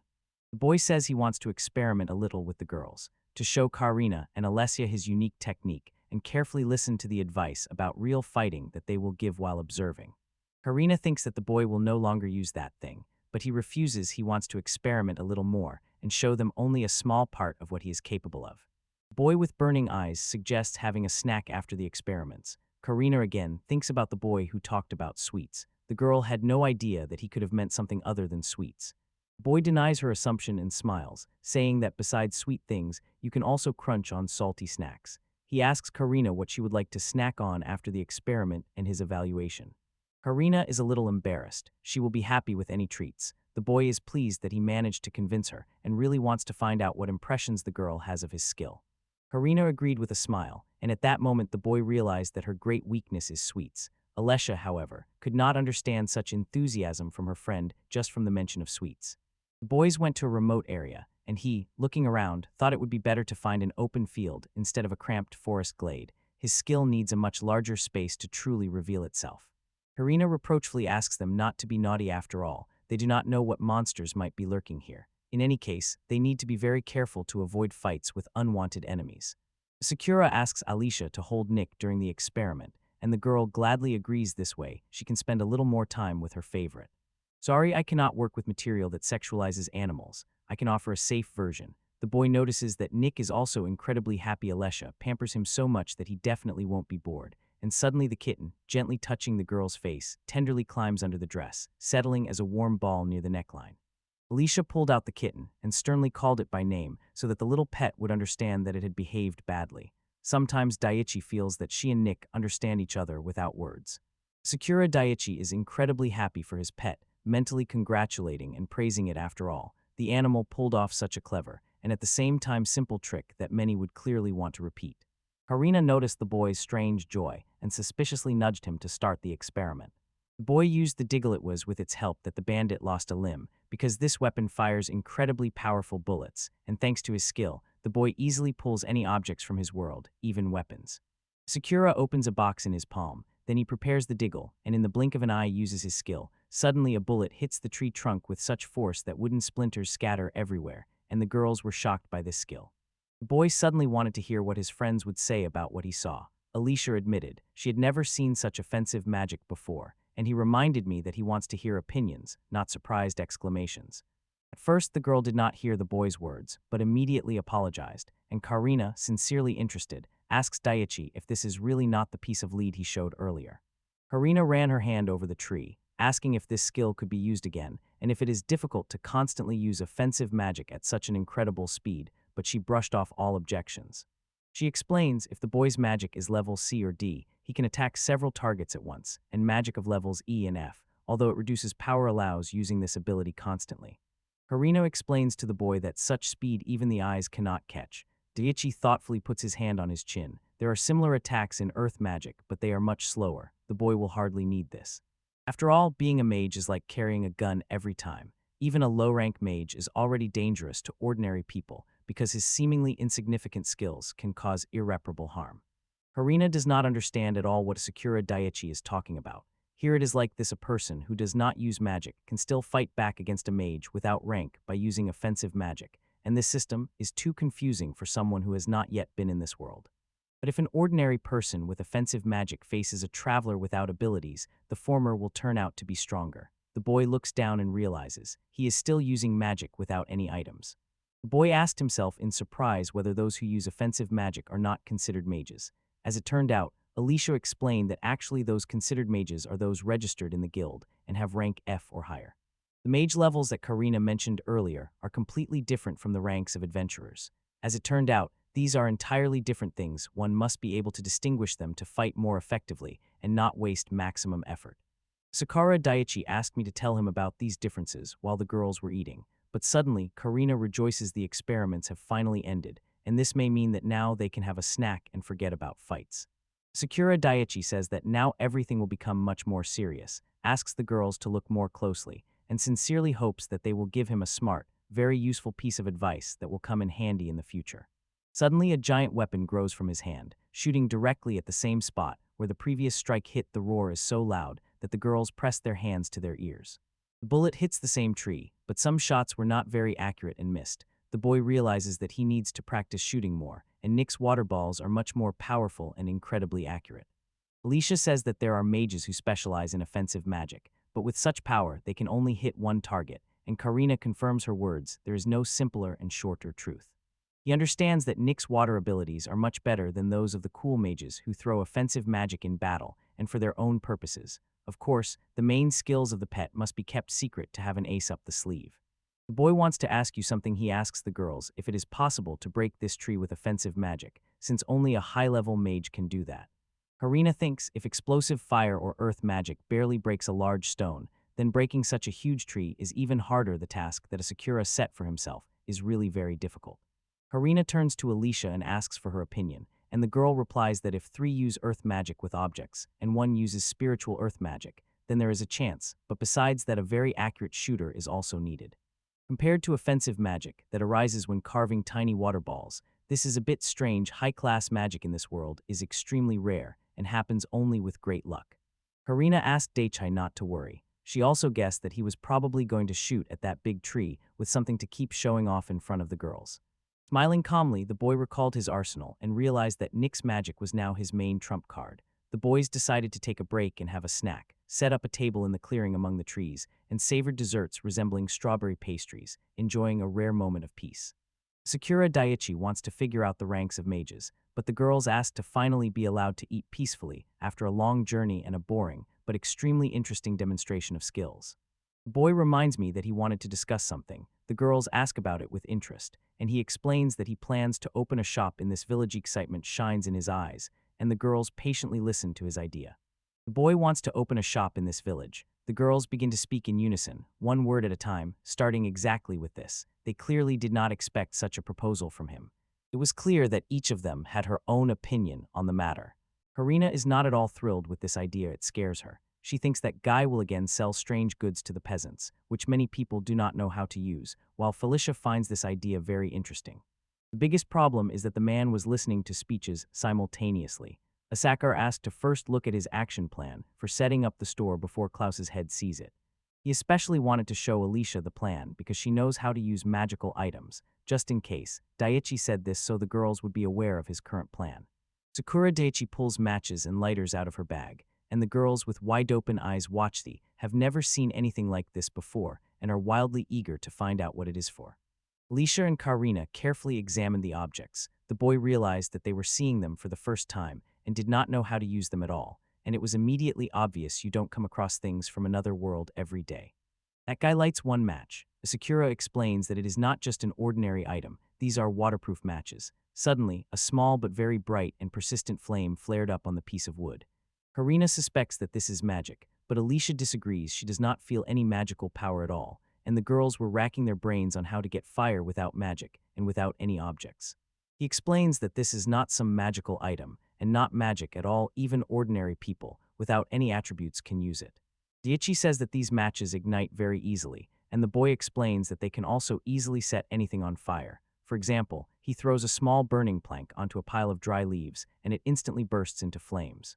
Alicia wonders if these matches can replace a magical item. The boy drips a special liquid onto the pile of leaves and agrees with the girl, then easily demonstrates all the quite ordinary properties of things in his world. Sakura Daiichi explains that he wants to sell such things to those who for any reason cannot use magic. Giving the opportunity to use magic to those who cannot is truly commendable. Harina, savoring strawberries with a piece of cake, thought that selling such things to ordinary people was somehow not very profitable, and did not quite understand Asakura's goal and why he decided to do it anyway. The boy sincerely wants to make life easier for these people. After all, that is exactly why he is going to sell the necessary things at a price that ordinary people can afford. Harina looks at the boy with distrust, and in Alicia's eyes there is sincere sympathy. Daiichi asks what happened, and the girl shakes her head from side to side, as if saying that everything is fine. That boy keeps repeating that the rich already buy rare things, and that is not quite right. Karina admits that she had not even thought about it. When you have so many things to do, you don't even think about such matters. The boy does not listen to the girl and says that the rich can afford everything, while Karina frowns and again repeats that she had not even thought about this topic. Alicia understands. They will have tremendous success. She suggests to Daiichi to start selling consumables because this could make his idea extremely problematic. Sakura Daiichi understands that now there are no problems with the goods, and Karina instantly recalls his large warehouse, so the boy will definitely never have problems with availability or quantity of any product. Sakura senses danger and assures that in the toughest moment, he will definitely come up with something. While Alicia does not understand why the boy is so carefree, does a Sakura Daiichi really think everything will be that simple? The boy smiles and looks into the distance, thinking that there is nothing complicated here, and will still show this head clouds to thoroughly understand the plan and sales idea. The boy confidently looks ahead. He is completely sure that difficult does not yet mean impossible.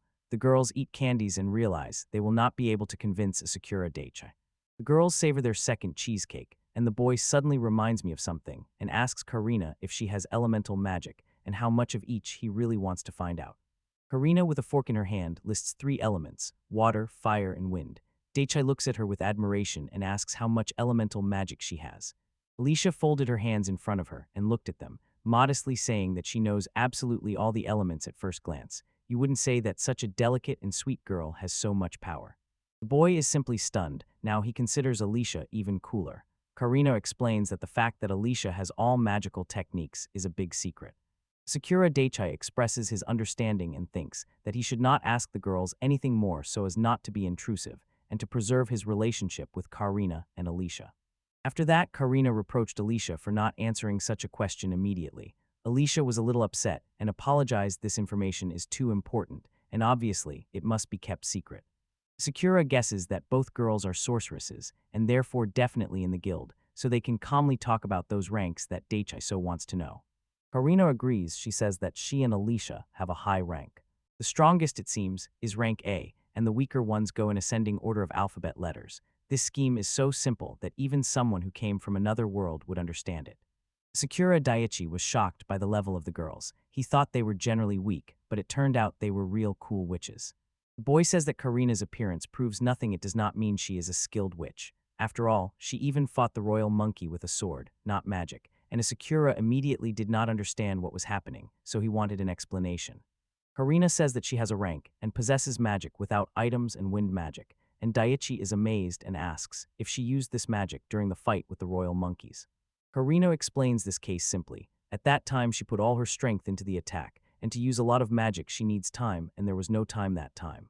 Karina remembers that a Sakura used wind magic, and because of that spent all his energy. It was a very unwise decision, because to fight for a long time, you need to properly distribute your strength. The boy sincerely apologizes and offers the girl to try ice cream that tastes like whipped cream. The ice cream in the cup tempts with its appetizing, attractive appearance. Karina notices that the boy somehow became kinder, and the ice cream really looks and tastes like cream. The girl tries a small piece with a spoon and immediately melts with delight from the taste. At that moment, Daiichi asks if Alicia is also B rank, and the girl explains that she has no combat experience. When she first saw the royal monkey, she froze and could not even raise her hand. Daiichi asked the girl if she knows how to use magical items. She agreed. Fortunately, she had the gift of casting spells, so she decided to try, and it helped them in that desperate battle.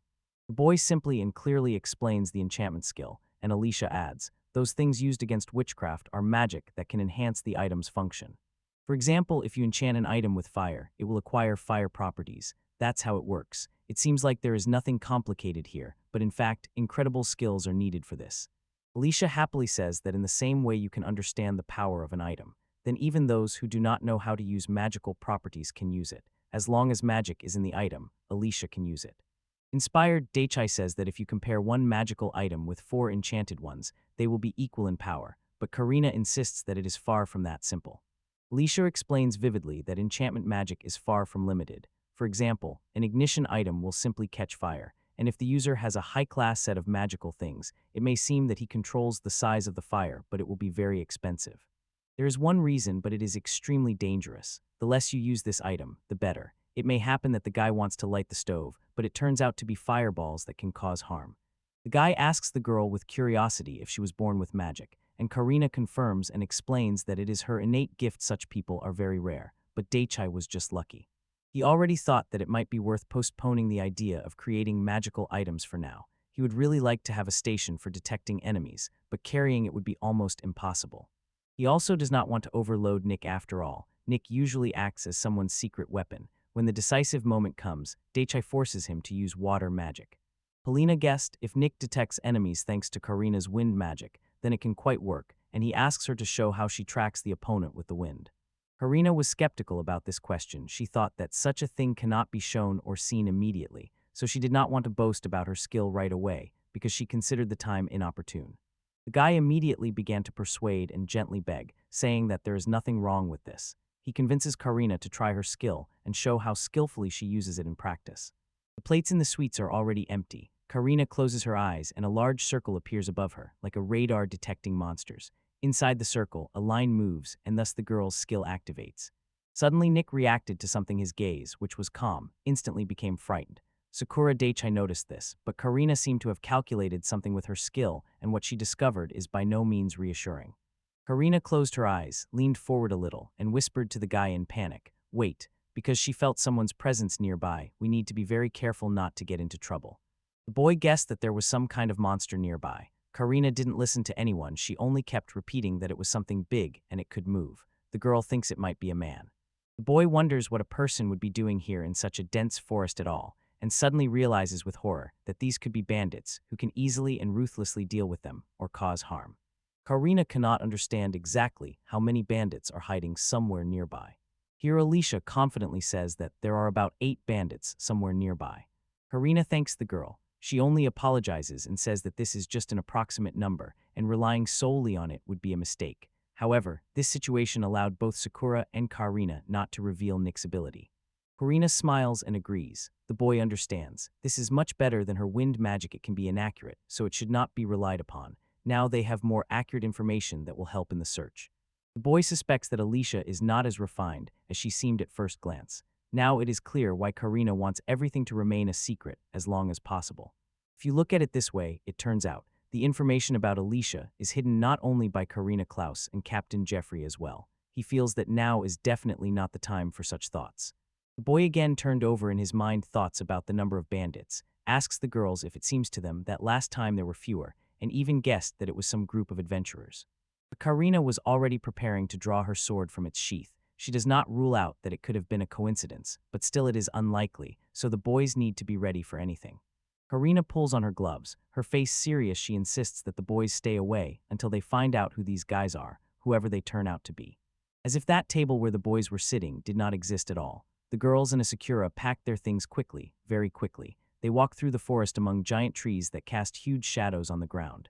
In fact, Asakura Daichi has a skill that is worth its weight in gold in this world. Although he tries to avoid using it, he can get absolutely everything he desires. It turned out there were as many as 8 of them. If they are bandits, the boy and Karina will handle them and protect Alicia, so the boy asks Karina if they should hide. The girl insists that it is dangerous here, asks the boy to sit quietly. After all, they do not know what magic and skills the opponents have, and Nick also sensed the scent of a very strong person. Suddenly, a kitten jumps out of the boy's sweatshirt and looks ahead tiredly. The boy begins to suspect that they have indeed been banned, because Nick's reaction was not calming at all. He definitely does not intend to spare those who destroyed the village. He is already fully ready to unleash the entire arsenal from the storage, so that the culprits get what they deserve and cannot escape so easily. Karina says anxiously that things are getting worse and worse. The boy wonders, what happened? The girl turns around and says that the number of opponents has increased. Karina frowned and said that there are about 20 opponents. The boy understands that is quite a lot. Asakura will not be able to use absolutely all the items from his world for defense. If these are really bandits, their lair must be very close. If the boys can find it, everything will end once and for all, and then, having found the bandits' lair, they will definitely be able to protect the villagers. Alicia turned to Karina and wanted to suggest something, but Karina immediately interrupted her and categorically refused. Then she pushed the boys to return and report everything to Head Bertram and Captain Jeffrey. The boys returned. Captain Rad is sincerely glad that they came to him and called Jeffrey to him. Jeffrey is probably very happy to listen to the boy and his proposal, but has no idea what Daichi wants to talk about. The man gets up from the table, asks the boys to wait a bit, and to show hospitality, offers them tea. He takes the teapot and is about to pour tea into the cups. That boy politely refuses. He asks for the opportunity to talk to that man about something before Captain Jeffrey arrives. Asakura is a little nervous but determined to see his matter through to the end and does not intend to back down. The man immediately smiles sweetly, is about to pour tea into the mug, asks the boy a question, and lets him say whatever he wants. Klaus is ready to listen with full attention and warmth to Daichi, who wants to tell him something. Daichi loudly declared that he wants to open a store in this village, but the captain, shouting over him, repeated it so loudly that the tent almost flew away. The boy covered his ears with his hands and noticed that even the nearby villagers probably heard the captain's voice, and the captain himself became embarrassed and apologized. Daichi calmly placed waterproof matches on the table. The man, looking at them with surprise, asked if he really intends to sell such goods and what exactly they are. Immediately Asakura Daichi lights one match. The flame instantly flared brightly. He tells the man that magic is not needed at all for this phenomenon, and this miracle impressed him so much that he immediately thought of one thing. The men hold a match in their hands. He looks at the unfamiliar object with great amazement and sincere curiosity. He realizes that this match can be used only once and asks the boy if this time is limited. The boy confidently agreed. Daichi firmly decided that this product would have great demand and explained that he wants to sell it to those who do not know how to use magic. It is immediately visible how the man tensed a little upon hearing that the boy intends to sell all the goods to ordinary people. Captain Klaus asks how much such things will cost in his shop. He says that all these goods are 2 silver coins each, here 2,000 Japanese yen, although waterproof matches actually cost only 1,000. He does not give anything away he sells. The man approvingly waved his hand. He understands everything. Then Captain Klaus asks how much the flint costs. The man answers that 60 grands will cost 1 silver coin. The man was outraged and immediately hit the table with his hand. He could not understand why it costs much less than the matches. Sakura explains that matches ignite easily, even despite their waterproofness. Suddenly, the man turns around, goes to his locker, and addresses Karina. The man pulls out some incomprehensible thing, rather a stone with a heavy metal handle, and asks Karina to start a fire with this object. Karina struck a metal object against a stone. Sparks instantly flew from it, igniting the paper on the plate. The paper caught fire, and smoke from it began to quickly spread throughout the room. He understands everything and wonders if it is difficult to start a fire without matches. Asakura Daichi understands that more flint can be sold if a resident can light a fire with flint and metal by themselves.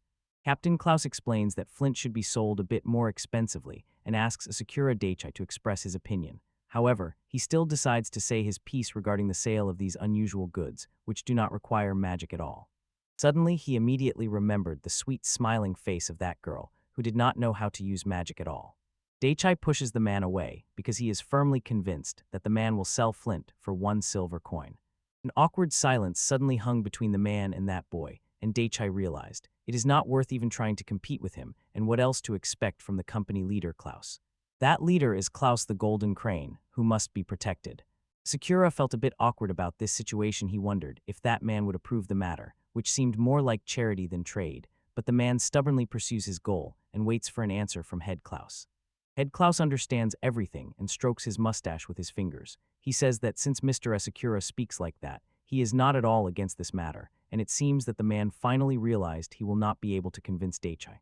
The boy pulls out a few more items, a rose figurine, a pouch with something unclear, and a lighter. He wants to sell a few more goods that the boys have not yet seen, and says these things are for the rich and kings. The man is glowing with joy and asks what else the boy has in his assortment. Suddenly, near the tent entrance, Jeffrey's voice is heard. He returned after Klaus's assignment. The boy asked to wait a little and promised to show the rest a bit later. They immediately found common ground with the man, and both agreed to these terms. Now the trade of unusual goods will definitely take place, and the boy will open his shop. Had Jeffrey poked out from the tent, he was called inside, and Klaus, when Jeffrey stood behind the boys and did not let them leave, asked them to tell what really happened in the forest and in the village. Klaus stood serious, while Asakura, Alicia, and Karina were already racking their brains over how to answer the man's question. The village was attacked by bandits. Now it is teeming with robbers who mercilessly turn everything in their path into ruins and piles of garbage. Meanwhile, a suspicious group is hiding in the forest. These shadows hide in the forest to uncover the truth. Chapter Claus says he has a certain proposal. The man asks Jeffrey who this man is. Jeffrey says they could be hunters or adventurers, but since the bandits attacked the village, new robbers have been appearing more and more often on the roads near the forest. The likelihood that these are the same robbers is very high. One of those present suggested dealing with this danger the same way as with the bandits. Jeffrey fully supports this proposal, and the man, waiting for orders, suggests everyone disperse and inspect the forest inside and out. After all, first and foremost, It is necessary to make sure there is no danger there. At that moment, the boy was tensely thinking about whether they would be able to defeat the bandits, with all this the caravan and the guards. Klaus says that of course he would like to organize a search, but he was not going to split the boys into groups. Jeffrey believes that Karina should have been involved in the search from the very beginning. Klaus suddenly realizes that it is not a bad idea at all, so he agrees. The boy immediately raises his hand and he also wants to participate, insisting that in this case there will be no problems with the guards. Alicia also wants to join. Head Klaus pointed a finger at the boys. After all, the boy and Alicia are Klaus's guests. He cannot expose them to danger because it will damage his reputation. Klaus apologizes. He simply has to refuse the boy. Then Karina decided to turn to the chief. She thinks that the participation of Alicia and that boy in the search is not a bad idea at all. Karina began to tell the chief that Mr. Sakura showed himself very well last night in the fight with the Monkey King, but about which exact skill he used during the clash, she decided to remain silent. Karina insists that besides unusual types of weapons, Sakura also demonstrated mastery of high magic, without attributes magic with destructive power that can cause enormous damage. And Mrs. Alicia, according to Karina, is also experienced enough to avoid danger. Chapter Clause addresses Karina and asks her opinion on whether the guests will survive the fight. Karina says that Mr. Sakura has the most powerful firepower in the entire camp. This guy simply has excellent physical qualities and will easily slip away from the enemy. Suddenly, Alicia quickly raised her hand and said that if needed, she could launch a magical attack from afar. After these words, Klaus and Karina agreed that it was time to stop. Alicia, upset, suggested that Klaus would consider her annoying. Klaus himself assured that this was not the case at all, and Karina asked Alicia to leave all skirmishes to the guards. Alicia slowly lowers her palm and looks at it sadly. Sakura, reading the reactions of others, begins to guess that Alicia has a certain status, perhaps she is from an aristocratic family. Headcloth closes his eyes and simultaneously gives all the guys the go-ahead, ordering them to avoid fighting as long as possible. The main thing is that they return home safe. Klaus says that Jeffrey will be on standby. Karina will have to lead the search team and asks to leave the selection of the rest of the people to him. It is extremely important now to choose exactly those who can handle this task. All the guys nodded. The instructions are clear. The ash of the burnt paper finished burning in the saucer, and the smoke rises high into the sky. The guys are already leaving the camp. Karina says that there are only 5 in their search group. Karina is the squad captain. Besides Mrs. Alicia and Daichai, there are 2 more guys from the guards, and the commander says he will tell these 2 that Nick is an expert in magic without attributes. Sakura believes without exaggeration. Karina can be relied upon in this matter. The girl has all the necessary qualities in sufficient quantity. Karina sincerely thanks the guy. She says that some people should not yet know what skills a Sakura has and how strong his magic is. Karina turns around and looks gently at the boy. She raises her hand to her chin and notices that the people around are so funny. Sakura is very confused by the girl's expression and her words. He decides to be a little more careful, taking Karina's remarks into account. Karina pondered, closing her eyes. She said it would be good to somehow hide Sakura's special ability. The boy looks confused, can't believe that his skill is already disguised and nothing more is needed for this. He says he will think about it on the way with the guys. Meanwhile, Karina continues to ponder and toss around various ideas. It is quite possible to take some melee weapon, for example a katana or something similar. Karina called Dennis and Frida. They were standing nearby and heard the girl's voice calling them and saying she had a certain job for them. Dennis seemed to understand something, addressed Karina as ma'am and asked what happened, while Frida noticed that Karina was very excited and wondered herself what had happened. Frida and Dennis are 2 young people, the girl with her hair tied in a ponytail, and the boy had a rather unusual, immediately memorable appearance.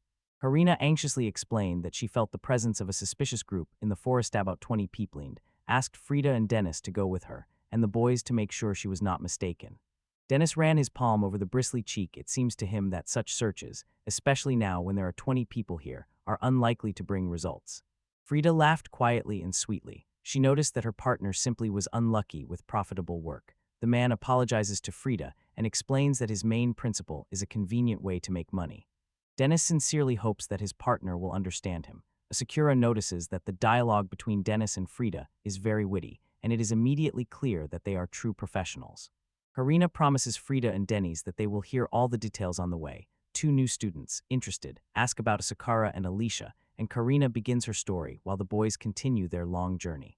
Karina says that she and Sakura will be at the vanguard. Alicia is to be in the center of the squad. Dennis and Frida are to go last, covering the group.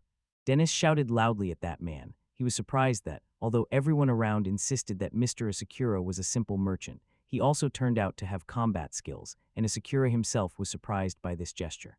Daichi did not understand why that man did not hear his position. However, the boy smiled and admitted that he was a little embarrassed to call it a combat skill. In fact, the fight with the Monkey King last night was already his second in a row. Suddenly, the man shouted loudly that victory over the royal monkeys in the second fight was a sign of his talent, and he slapped Asakura on the back as a sign of approval. He asked not to call him Mr. anymore because he does not like all these formalities. He asked to just say Asakura or Daichi. He said he understood everything and suggested calling him simply Daichi. The man threw his arm over the boy's shoulder and moved forward. Dennis had once heard that Daichi was going to go to the city and open a shop there. The man is looking for confirmation of these rumors and asks Asakura about it. The boy confirms Dennis's guesses. He says that although it is his main goal, he still does not know if he will stay there. Dennis is sure that Karam is the perfect place to start a trading business. There are many people here, and the city is an important strategic point on the trade route between the capital and the port.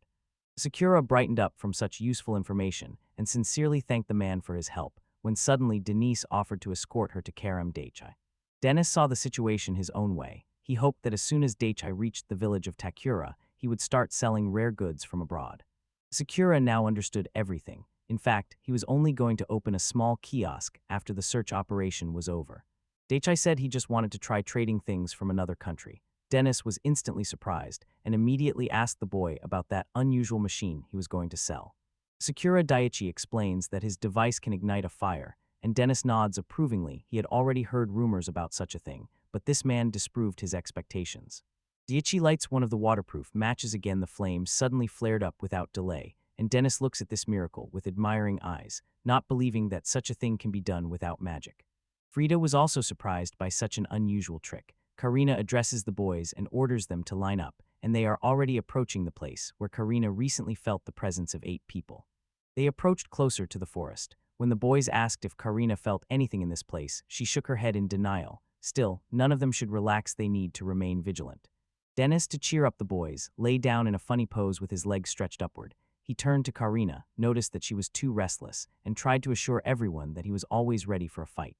Unfortunately, no one appreciated Dennis's trick, and in this position, he did not inspire any trust. Sakura Daichi stepped forward, and when Nick suddenly took off his sweater, his pet sensed someone's presence, and digging its sharp claws into the boy's sweater, sharply turned its head toward the source of the sensations. Sakura feels a chill. The opponents are only 3 hours away from them. He thinks that if Nick noticed someone thanks to wind magic, he should be more careful, and Daichi wonders how to hint this to the rest of the boys. Suddenly, behind Sakura, Alicia's voice sounded. The girl pointed forward and with a serious expression said that about 5 kilometers in that direction there were 3 people. Sakura breathed a sigh of relief, glad that he did not have to rack his brains about how to tell the boys about the strangers. Daichi realizes that they are very close now and quickly takes binoculars out of his pocket. Dennis, surprised and a little confused, asks the boy what is in his hands and envies having such eyes, and Daichi explains. These are binoculars with which you can see what is happening far away. Boy hands the binoculars to Dennis and offers him to look through them too. The man instantly raises the binoculars to his eyes and shouts in amazement. All distant things suddenly appeared very close. At this moment, Daichi turns to Karina and quietly whispers to her that he noticed something shining among the bushes through the binoculars, then points to Dennis, who is still enthusiastically studying the surrounding world through the device, new to him. The boy says that, looking around, he accidentally noticed that shine, and in fact, everything happened thanks to Nick's instinct. Karina closes her eyes and is already ready to give another order to her group. She broadcasts an unknown squad is very close, less than 2 kilometers away. The guys have no details yet, so they will have to expand the search area. Dennis looks at Karina through the binoculars, believes that in such a dangerous situation, only extraordinary caution can be expected from his Karina. Frida is also very proud of Karina and approvingly nods to confirm the man's words. Karina addresses Alicia and says that she relies on her. The girl is full of determination and ready to follow the captain's orders. Physical enhancement activated. Karina urges the guys get ready for battle. Frida and Dennis raise their shields. Karina asked Asakura Daichi to also get her shield. Suddenly, Asakura creates a huge shield that easily covers his entire body, and all the guys are stunned by such a huge and quite unusual shield. Karina makes a remark. She thinks it would be much better to buy a simpler shield than this one. Alicia is even inspired. She believes that such a strong shield is an excellent solution because it allows one to boldly move forward and swing in all directions. The guys quiet down a bit, and Alicia starts drawing a map of the area on the ground with a branch and explains that about 2 kilometers from them, there is a cave. It is in this cave that the unknown group is hiding people or beastmen similar to them. Alicia is horrified because she feels that there are definitely more than 50 people in that unknown group, and there may even be more than 60. The guys react differently to what Alicia said. The girl says that this is all she managed to sense, but finding out more will be very difficult because the unknown group is inside the cave. Denny's concludes this is more likely an underground organization engaged in secret affairs in the cave. Frida asked not to make hasty conclusions, but still agreed it looked very suspicious. Karina says that there is already more than enough information from Alicia and gestured for her to step back. Sakura feels that she and the guys are being too cautious. Hearing this, Frida and Denny's exchanged a glance and a moment later threw their heads back. Dennis, covering his eyes with his palm, says that there are werebeasts in the group, and Frida similarly explains that werebeasts have an extremely sharp sense of smell and maybe he can even detect their location. Dennis says the best thing now is to retreat and return with more similar information, and under no circumstances allow anyone to return if they don't have even a shred of information. Frida says that this is already commendable. They found out the approximate number of group members and found their hideouts. Frida and Denny's burst into loud laughter. They believe that even for such a tiny portion of information, they will receive a special reward.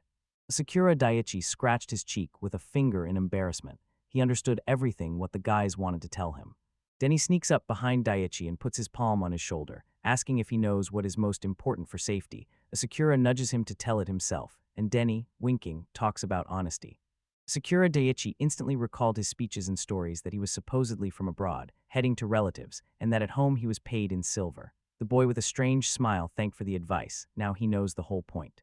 Karina turns to Daiichi and says that they are already leaving, and Frida sends the boy an air kiss and says how much she loves honest guys.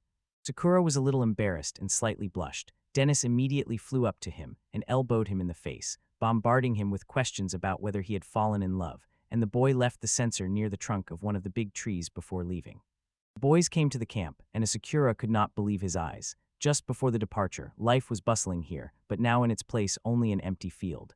Karina says that it seems all the people have already relocated to Strategizing. The people from the camp are gradually moving their belongings to the neighboring village. Karina noticed that the villagers are just staring at the newcomer.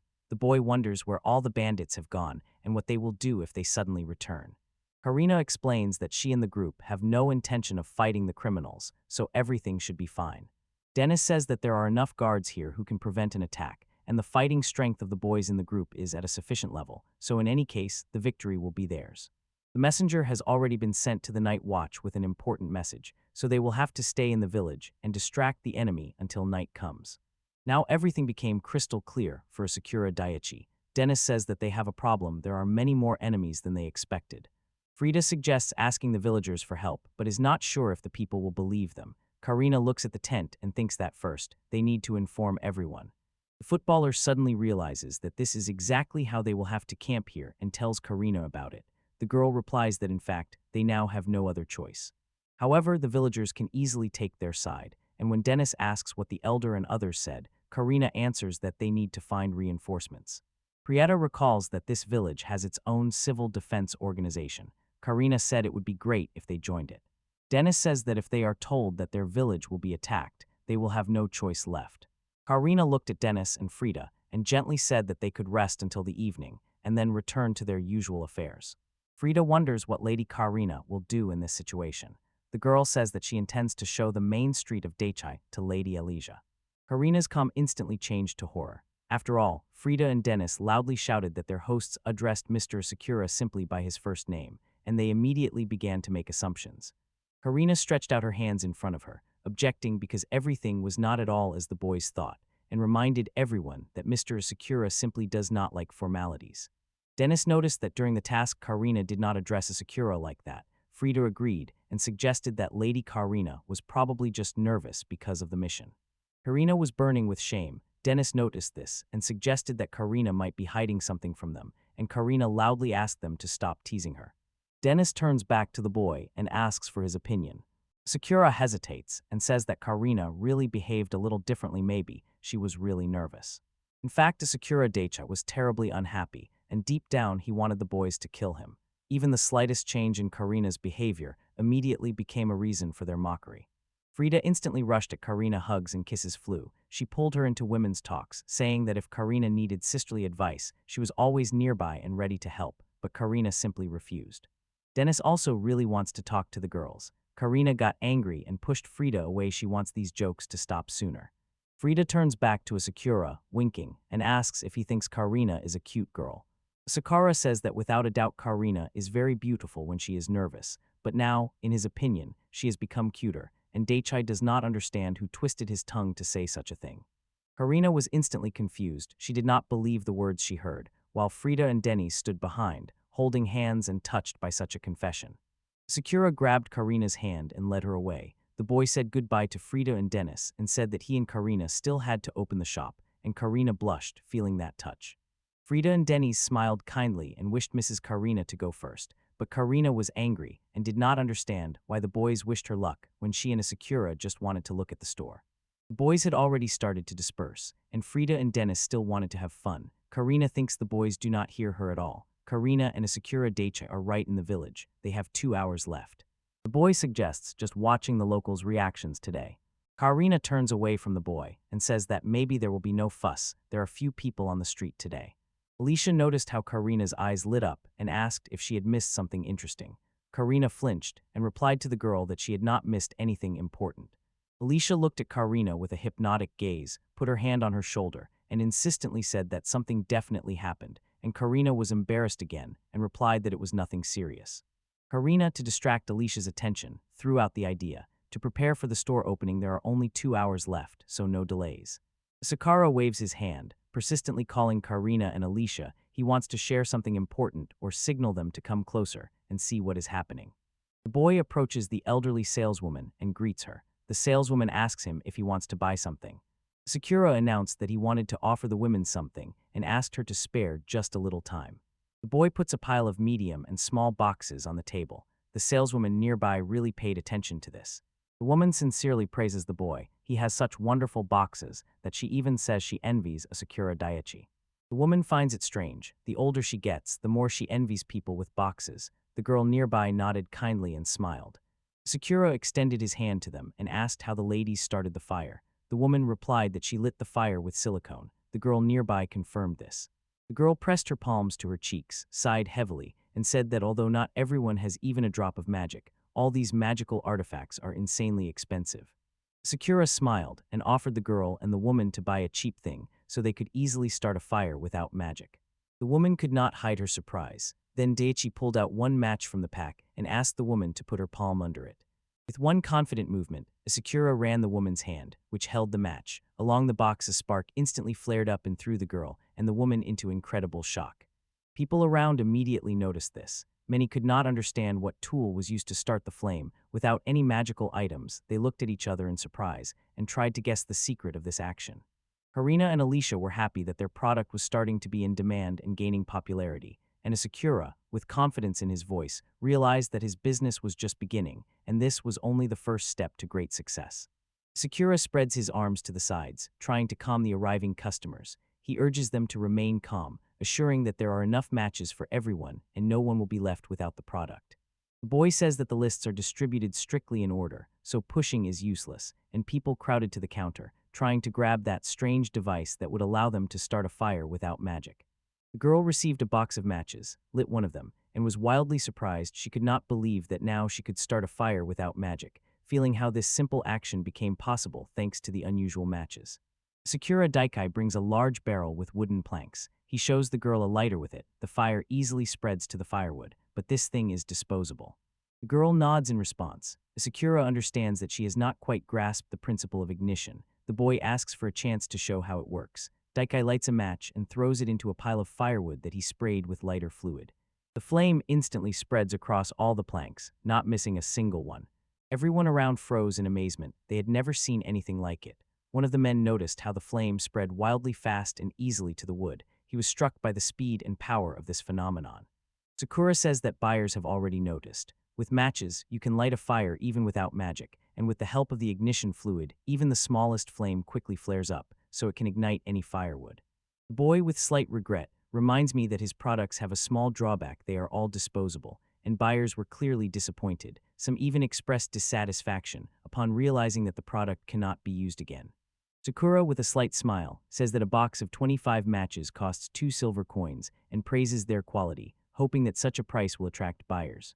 The ignition box contained as many as 60 items, and it costs only 1 silver coin. The people around were simply stunned, and Asakura recalled the words of Klaus's head that the residents' reaction should be exactly like this. The boy loudly and energetically addresses the residents, asking if they will buy the product. His voice is full of confidence and energy. He smiles and waits for a reaction, ready to trade further. Suddenly, a gloved hand rises from the crowd. A young girl with a determined expression loudly says that she wants to buy both products. All eyes turn to her, and she confidently waits for an answer.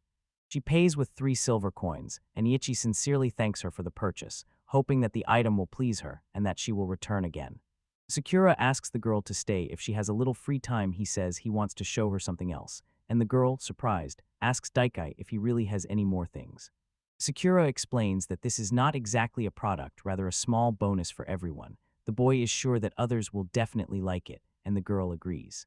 The boy pulls an item out of the bag and asks for the attention of others to show his little bonus. Sakura sharply pulls out a grill and places it on a cauldron with burning firewood. While the others stand puzzled, they do not understand what the young merchant has in mind. Sakura instantly skewers pieces of meat on a skewer and places them on the grill. The meat immediately began to emit a very pleasant, appetizing aroma. People around him began to ask the boy what dish he wants to prepare. Daichai says he wants to make barbecue. Shish kebab is small pieces of chicken tightly skewered and covered with sauce. One of the visitors sees such a dish for the first time, although he often grills chicken himself. The people around simply froze from the aroma coming from the barbecue on the grill. According to Daichai, the poor and unemployed usually eat only twice a day, in the morning and in the evening, and he was sure that he still managed to ignite the appetite of this part of the people. Sakura pulls out 1 skewer of freshly prepared shish kebab, calls the girl who first wanted to buy the last 2 pieces, and offers her to taste it first. Sakura explained this is the bonus he talked about earlier. The girl did not believe that it was so easy to eat and join the feast. Everyone around did not take their eyes off her and carefully watched every emotion. The eyes of the girl who tasted the barbecue opened wide. She had never tasted such delicious food. Sakura smiled with relief. He was glad that the girl and the villagers liked the barbecue. Meanwhile, the girl ate everything she was given, enthusiastically praising the taste and asking what the sauce was made of and if it could be bought. People around, watching what was happening, involuntarily swallowed their saliva. Their appetite was ignited, and they could not take their eyes off how everything was unfolding. The air around was filled with impatience, and everyone wanted to become part of this spectacle. Everyone instantly rushed to the store to buy at least something to get a chance to try that delicious dish. Some wondered if it was possible to buy only one of the offered products.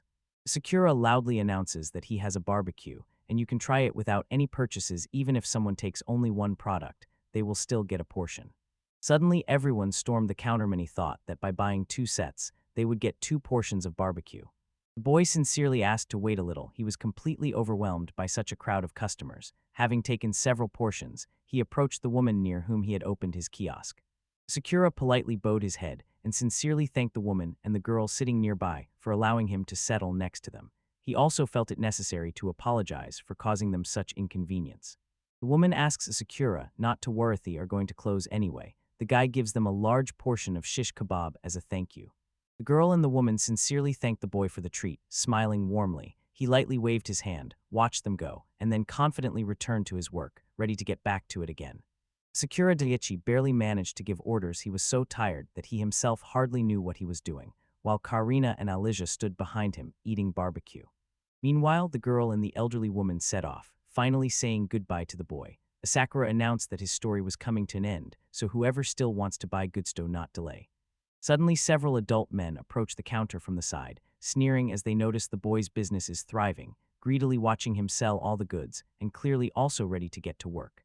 The boy understands that, most likely, they are just scaring him. Here he asks Sakura if he can give him some chicken for free. Sakura, with a slight smile, says that, unfortunately, everything is already sold out. There are no chickens left at all, adds that the demand was unexpectedly high, and apologizes for the inconvenience. The men instantly became angry and began growling and insulting him, and one shouted that he saw Sakura put a chicken, which he had just held in his hands, into the bag. He bowed low and told the men that the shop was closing, but promised tomorrow he and his goods would be in the same place so they could come and buy what they wanted. The men were convinced such treatment of customers was simply unacceptable, and they believed they simply had to teach Asakura how to conduct business properly. Suddenly, two newcomers approached the boy, but the sword blocked their path right under their noses. Karina stood between the man and Asakura and glared fiercely at the invaders. One of the men pointed at her with his finger and said, assuring that she had nothing to do with it. He thought she needed to step back, otherwise it would hurt. And the man with the eye patch understood that the matter was much more complicated. A wizard of the class stood before them. On Karina's pinky hung two keychains with the letters B and C. The men froze at such a meeting. Asakura did not understand what was happening now, and they treated Karina like a lady and asked what she wanted if it did not concern her. Karina calmly said that she was his security. Her gaze, cold as a blade, pierced to the bone and forced the men to involuntarily tense. They felt her iron determination and invisible threat. One of the men frowned, turned to Karina, and asked if she really thought she could handle 4 adult and skilled people. The girl smiled maliciously, tilting her head to her shoulder. She scared the men even more and said that she must not be underestimated under any circumstances, otherwise they would regret it greatly. The men turned around, realizing that they would not be able to fool the guy in his security. Accepting the situation and learning that all the goods were sold out, they prepared to leave, casting one last watchful glance at the guy in Karina. Suddenly a question came from the side what happened, and it turned out that a little higher sat a man with a distinct face and a scar, who asked what the trouble was. One of those present, happily recognizing Alan, noticeably brightened and admitted that he was surprised to see him here and could not understand how his friend could have been in this place all this time. Alan said that he could help the guys with their problems. The man smiled slyly and said that he would be very grateful to Alan. The man returns to Karina with a mocking smile and asks if she has changed her mind about leaving her boyfriend cellar. He adds that people like him are rarely lucky and wonders how much longer she intends to put up with him. Karina, frowning slightly, looks at him but does not hurry to answer. Karina looked thoughtfully at Sakura, as if waiting for him to finally make a decision. He, a little embarrassed, immediately began to apologize and explain that all the goods were sold out and nothing was left in the warehouse. The men exploded with rage. The attitude was unacceptable and humiliating. Their patience was exhausted, and now they demanded only one thing: a meeting with Asakura to really sort things out with him and set everything straight. Sakura covered his mouth with his hand and pretended that the men had misunderstood everything. Daichi mockingly said that he simply considered this group of men fools, and then they could not stand it. They became very angry and offended. They unanimously decided that this traitor needed to get his affairs in order as soon as possible. On the street stood a group of angry men. One of them had a large scar across his entire face. They stood and looked at the dark-haired boy and the blonde girl, her hair tied in a ponytail with a flower attached to it. Another girl, Alicia Hartland, was holding a cat. Its owner was a dark-haired boy named Daichi. Alicia was in a joyful mood, tightly hugging the knitted toy cat and cheerfully waving its paws. The man with the scar on his face, Alan, raised his hand and closed his eyes, asked the boys why they were silent. The blonde stood before the boys and addressed Alan. He said that they had made a mistake by underestimating their strength, and for that they should be punished. The girl with the flower in her hair, Karina, and Daichi grimaced at what they heard. Alan sharply told the blonde, who was proposing to punish the boys, that he did not understand why he himself had not yet punished them, and suggested that he was simply afraid of Karina and Daichi. When they heard this, all the men from Alan's gang opened their mouths wide and burst into loud laughter. The light-haired man nervously pointed a finger at Karina and loudly exclaimed that he was simply afraid of her because she was a magic user of the B class, while Karina stood calmly with an impassive expression and looked at her hands. The guys from Alan's gang and Alan himself, who just a moment ago couldn't hold back their laughter, suddenly froze in place, still in laughing poses, stunned by what they heard. A sinister smile appeared on Alan's face, and he said he had been inattentive. He could not guess who these guys were. Alan jumped up, his hand reaching for the weapon on his belt. It was a sword. He headed towards Karinza and Daichi and said that the mage status here belonged not only to Karina, and the men from the gang echoed his words. Alan and the rest of his men, with mocking smiles, drew their blades and moved towards the guys, warning them about the upcoming fight. Karina and Daichi took battle positions. They were ready to attack. Karina told Daichi to be careful. Daichi said that 2 armed men were approaching them from the front and one from behind, most likely a mage. Armed men were coming towards Daichi, and he thought, if this is about physical enhancement, he can handle it without problems, but if they know how to use magic, even bullets might not save him. Karina looked at Daichi and asked if he could handle one of the attackers. Daichi looked back at her and said nothing. Her words surprised him. Karina was asking for his help for the first time, and helping such a beautiful girl only added to his motivation to defeat these bandits. Daichi agreed to fight two men, and launched into attack with one hand. He squeezed the other, in the hollow of which a cloud of energy with sparkling waves flared up. Daichi shouted to Karina that he could defeat two men. Karina loudly replied that one was enough, the one coming at them from the front. Alan asked sinisterly what those guys were talking about there. The men with swords in their hands continued to attack them. Daichi awaited their attack, and suddenly a flash of light.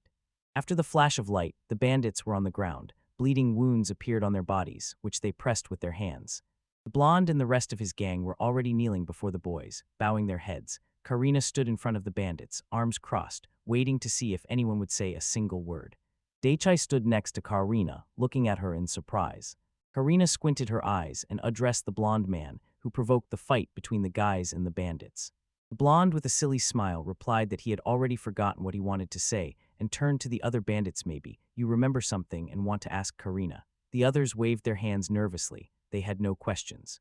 Daichi walked ahead of Karina and crouched down in front of the blonde man. Had questions for him and felt he needed to learn more. The blonde man said fearfully that he was ready to answer any question that Daichi was interested in. Daichi, with a calm face, asked if the bandits had received the request to destroy the goblins, and the man immediately agreed with his words. The man spoke, saying that he and his comrades were adventurers registered in the city. He pointed to another man and added that their squads had officially accepted this request. The blonde continued to insist that the group of that magi, as he believed, Alan had not received this permission.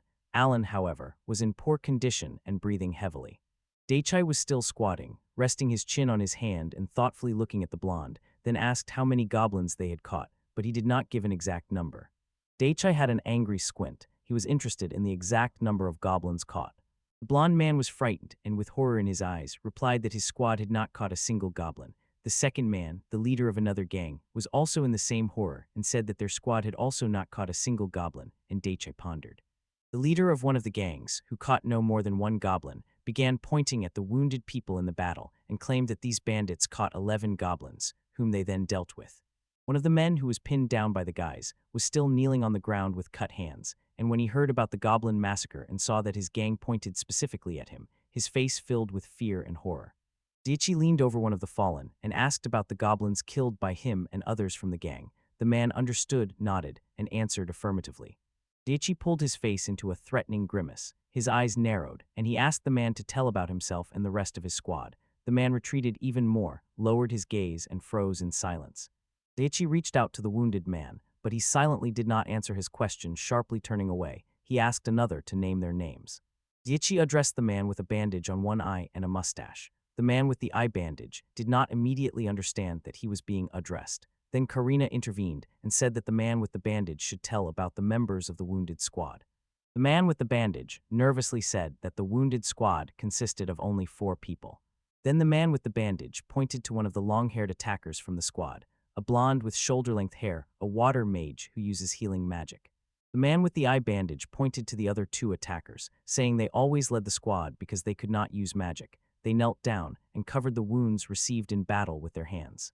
The man with the eye bandage was the last to point to Alan. He also uses magic in battle. He sat down, turning his back to the rest of those present, and did not say a word.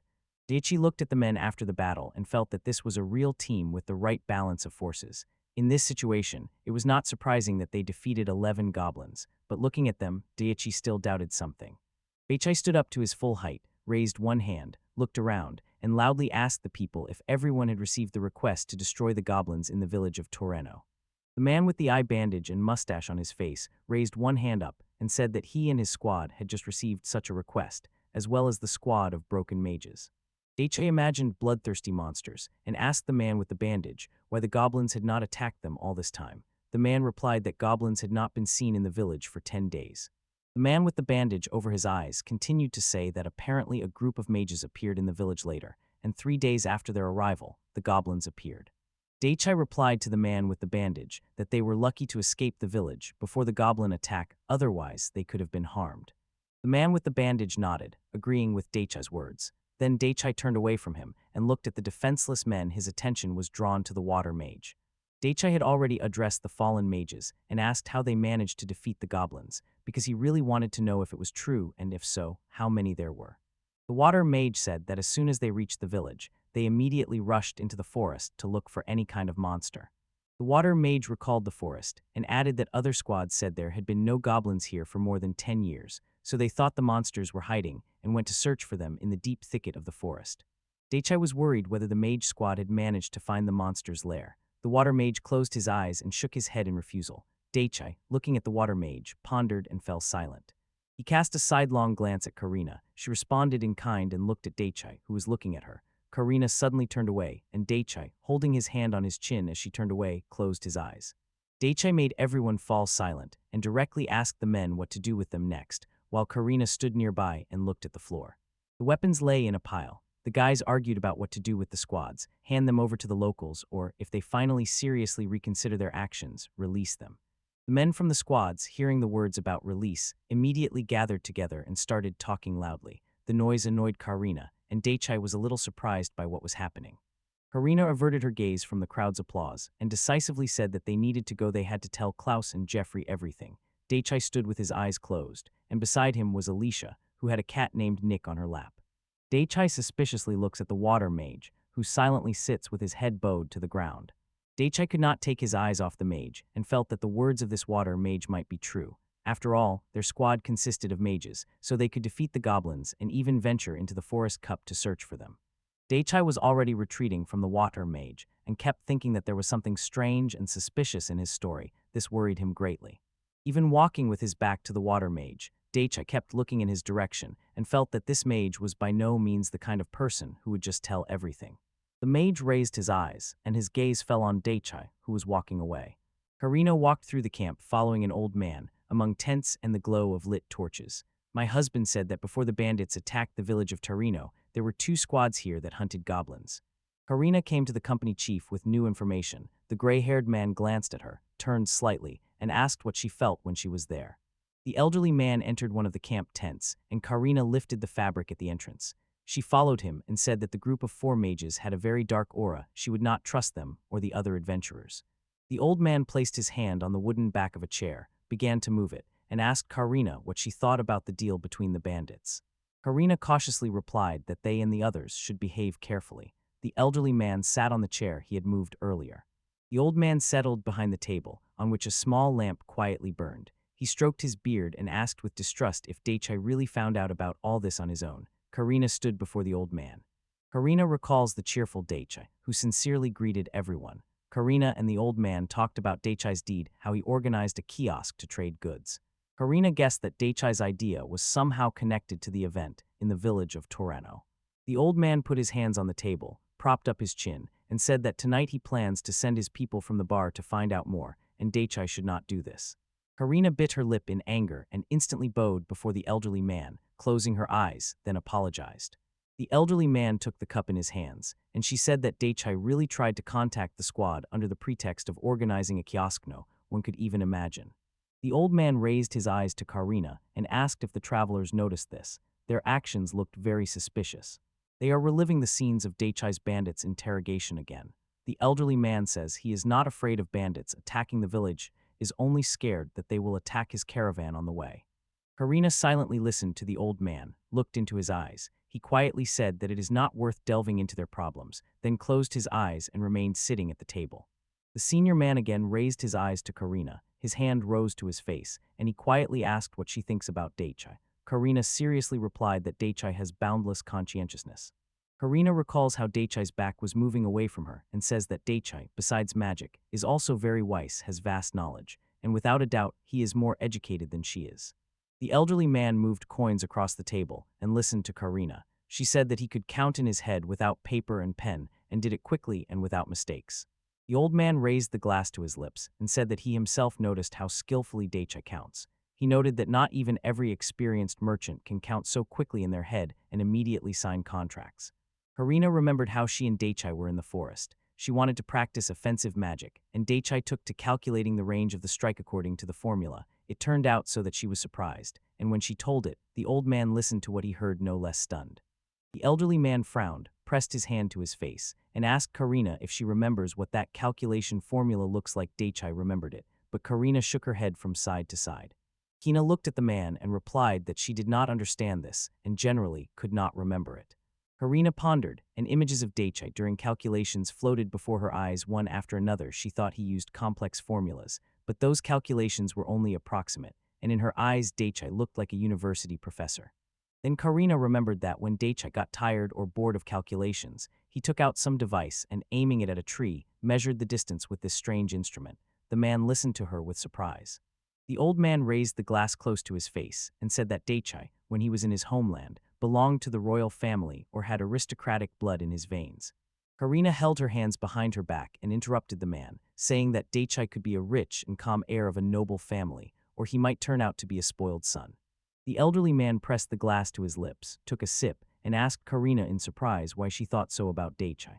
Karina's face twisted with a strange expression, her eyes squinted, and she blurted out that Daichai treats everything lightly.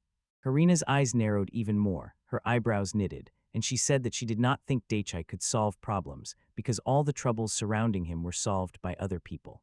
Karina remembered how Daichai performed on stage. He really did it. Alicia stood before him, and her face shone with pleasure. Karina finished the story and froze, her hair barely moving. The elderly man put the cup on the table. Karina suggested increasing the level of reaction for Daichai. The man was surprised and interested in her proposal.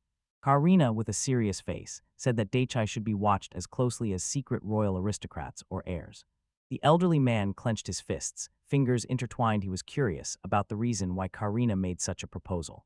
Karina looked at the man and raised her hand in front of her, saying that even for their country Daichai is too dangerous. He possesses first-class magic without attributes, and in his bag are many wonders they have not yet seen.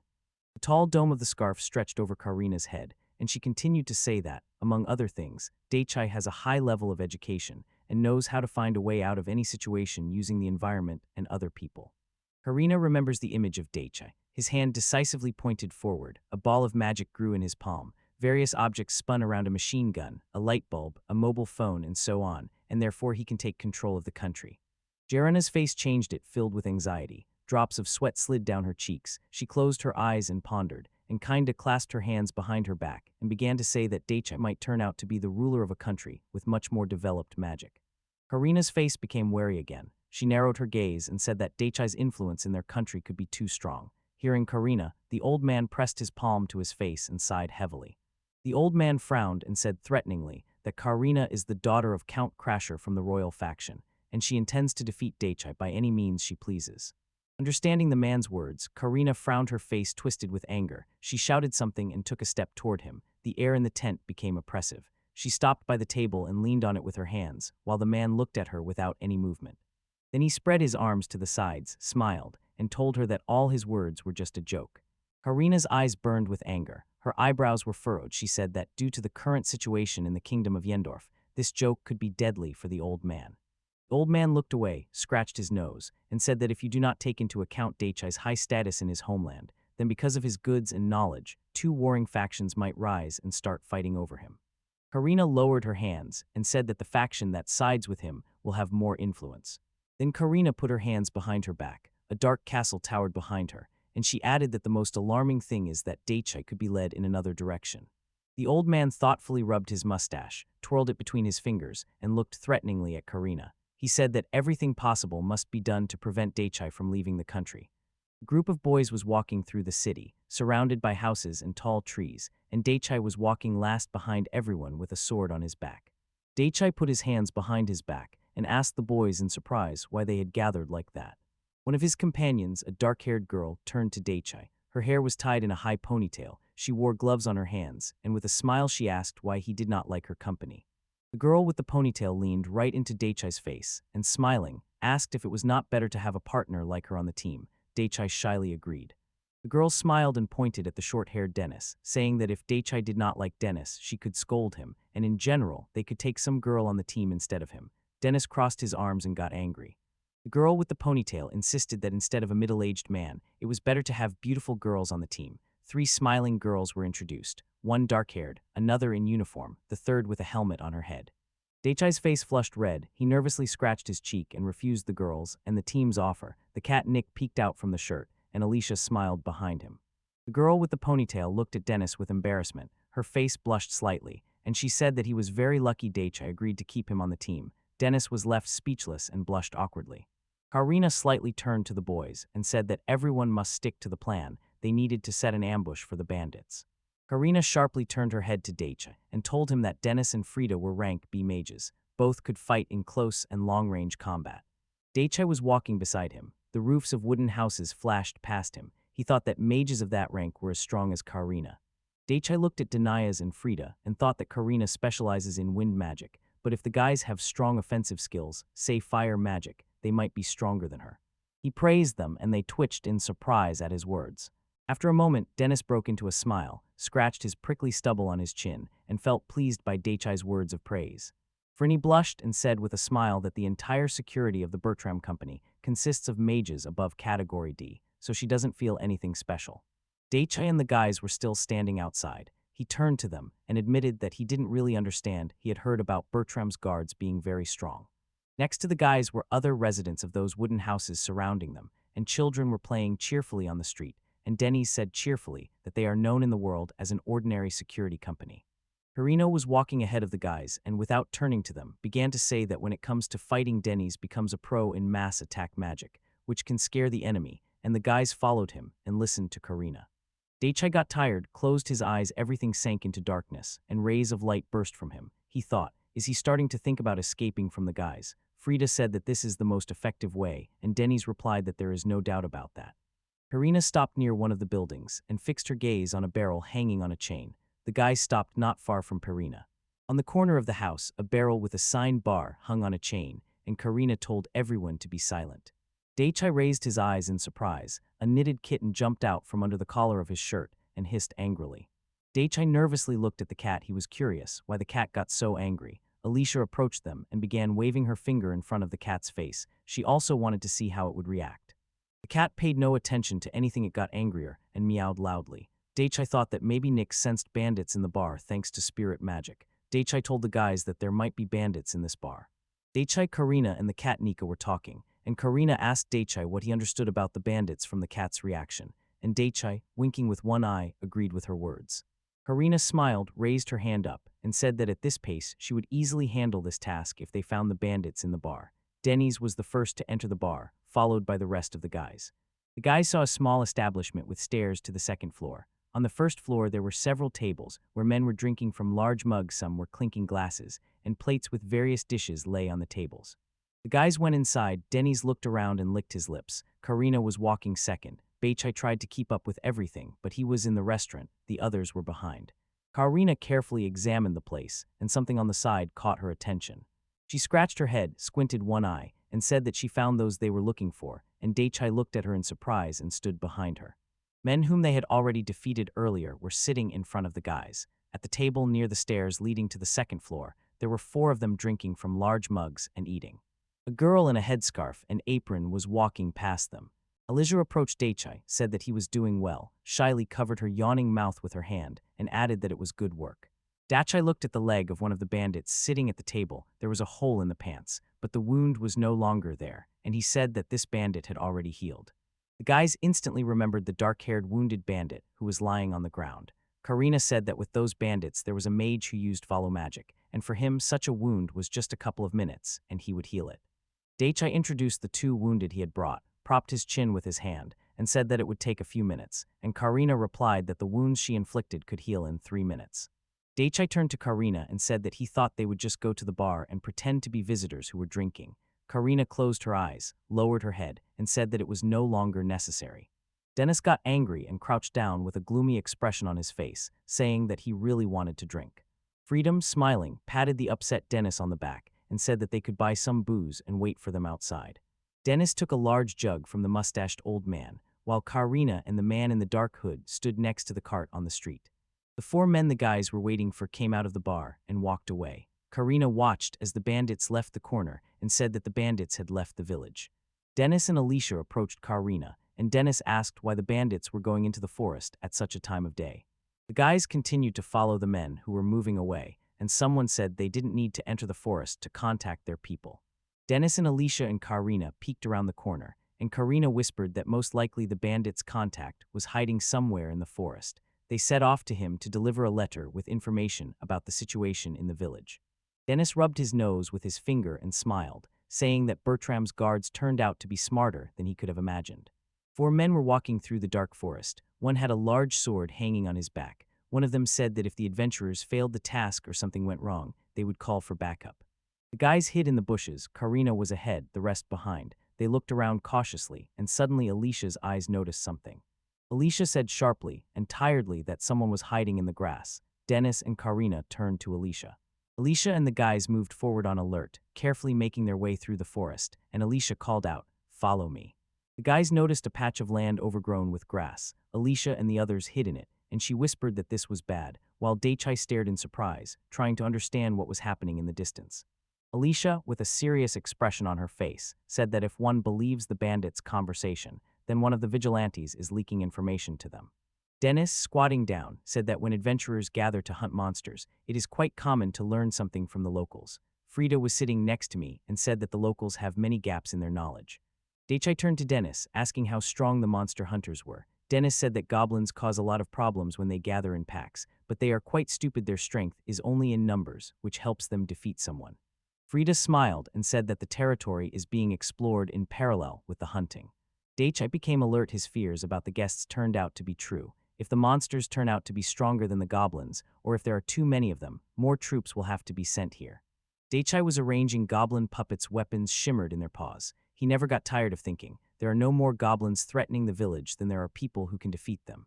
Daichai began to understand the plan to attack Torin. There were vivid images and descriptions of how the bandits drove goblins onto the peasants.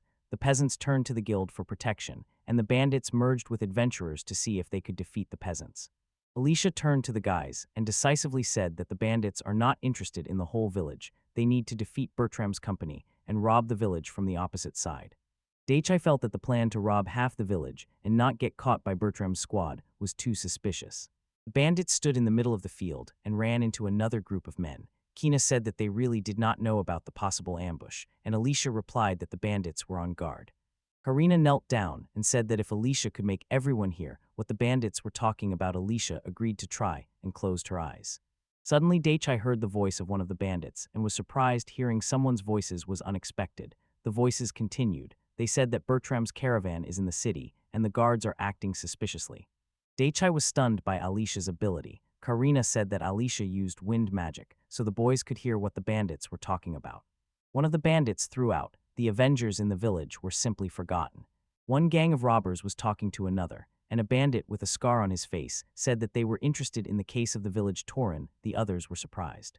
Daichai and the rest of the boys silently sat in the grass and listened to the bandits' negotiations. One of the bandits said that it was the same village that was robbed last time, and the others agreed. A dark-haired bandit with a hump on his nose threw out, "You killed everyone then." Daichai's face immediately changed. The words he heard made him stern. Another robber said that after that adventure in the village, Bertram's squad still hadn't moved. The one with the humped face replied that it was too early to confirm that, and a bandit nearby asked what they would do next. Frida and Denny's pricked up their ears and squinted. A bandit said they were lucky because Bertram's company had gathered here, and the bandit with the crooked nose added that this time they were in for a real jackpot, much bigger than in that village. The boys crouched down and continued to quietly listen and watch the bandits' negotiations, rejoicing and encouraging each other. The bandit with the scar on his face recalled the meeting with Daichai and Kaina, in which they were defeated, tensed up, and said he had already said the guards are very dangerous.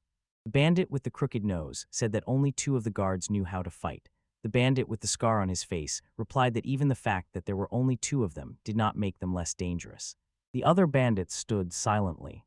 Bandit with a crooked nose and a defiant smile on his face, he said that one of the guards was a B-class mage. Then he calmed the others, saying everything would be fine, and since 5 mages from Ronda were already here, 5 dark silhouettes stood nearby. Hearing this, Daichai, along with the cat that climbed out of his chest, and all the other boys were simply stunned. Daichai got scared, thought these bandits were on the same level as them. Karina frowned and said it would not be easy. Karina told the guys that she went to report those bandits. Daichai with the cat in his arms and Alicia stood behind Karina and smiled foolishly. Someone called Daichai and he flinched. It was Alicia. Smiled and asked him to talk about his parents. The girl shouted that Daichi possessed such revolutionary theology as these world-class inventions, and Daichi, standing nearby, was embarrassed. Scared him, and he nervously agreed with her words. On Daichai's face was a look of confusion, was briefly thinking whether he should frankly tell Alicia the truth. He himself did not know all the details of these technologies, and in fact, they were not technologies but simple goods. Daichai crossed his arms and thought that he needed to come up with something to say something else to Alicia so that she would be distracted and forget about her question. At that moment, the kitten began to yawn, and Daichai had an idea. Daichai said he had information for her. Alicia looked at Daichai and blossomed from his words. Daichai shouted loudly that cats are very popular in his native land, pointed with his finger. The cat pricked up its ears, and Alicia opened her mouth in surprise. Daichai and Alicia were lively discussing the popularity of cats in his native country, while the kittens sat nearby and watched them. Alicia said with a smile that she also madly loves cats, and therefore perfectly understands their popularity. But here, among the guys, cats are not that popular. Daichai objected cats are mega popular. Alicia took up Daichai's initiative. Daichai imagined a man bowing to a cat and remembered the cafe. He told Alicia that every 10th resident of his country has a cat at home, and that in his country there are various cafes where cats are celebrated. Daichai remembered social networks where photos of cats are posted that gather a bunch of likes. He explained to Alicia, if a photo of a cat is shared publicly, it can spread for kilometers. Daichai shouted that in his country there are plenty of cat things, and many items are made in the shape of cats. He recalled little houses for cats and t-shirts with their drawings. Daichai's story shocked Alicia. She literally lit up with delight and could not believe that items could be in the form of cats. Out of joy, she crossed her arms over her chest, above her heart. Alicia energetically said that she understood the essence of cat products, but did not understand one thing: why give ordinary things the outlines of cats. Daichai laughed and began rummaging in his bag. Behind him lay a handkerchief, and a small flashlight quietly shone. Daichai pulled slippers, a watch, and a mug from the bag, on which there were either ears, a tail, and a seal's face or their contours, and said that it was worth just a glance and you would no longer be able to resist. Alicia shuddered with admiration, clenched her teeth, and blushed. She could only say one word: very cute. Daichai continued talking about things resembling cats' plates, pillows, adapters, and cat-shaped molds, and to each of her words, Alicia responded that it was very cute.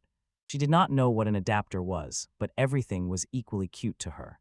Alicia fell to the ground with excitement, and when she got up, she said that she understood what Daichai meant: cats are created to be cute. Alicia barely got up, almost not standing on her feet. She said that from Daichai's native land nothing less could be expected. There they created not only technologies but also simple household items, and Daichai stood aside and smiled. Alicia lowered her head down, tears streamed from her eyes. She shouted that she had to make tools in the shape of cats. She had always aspired to create magical things, but such an idea had never occurred to her.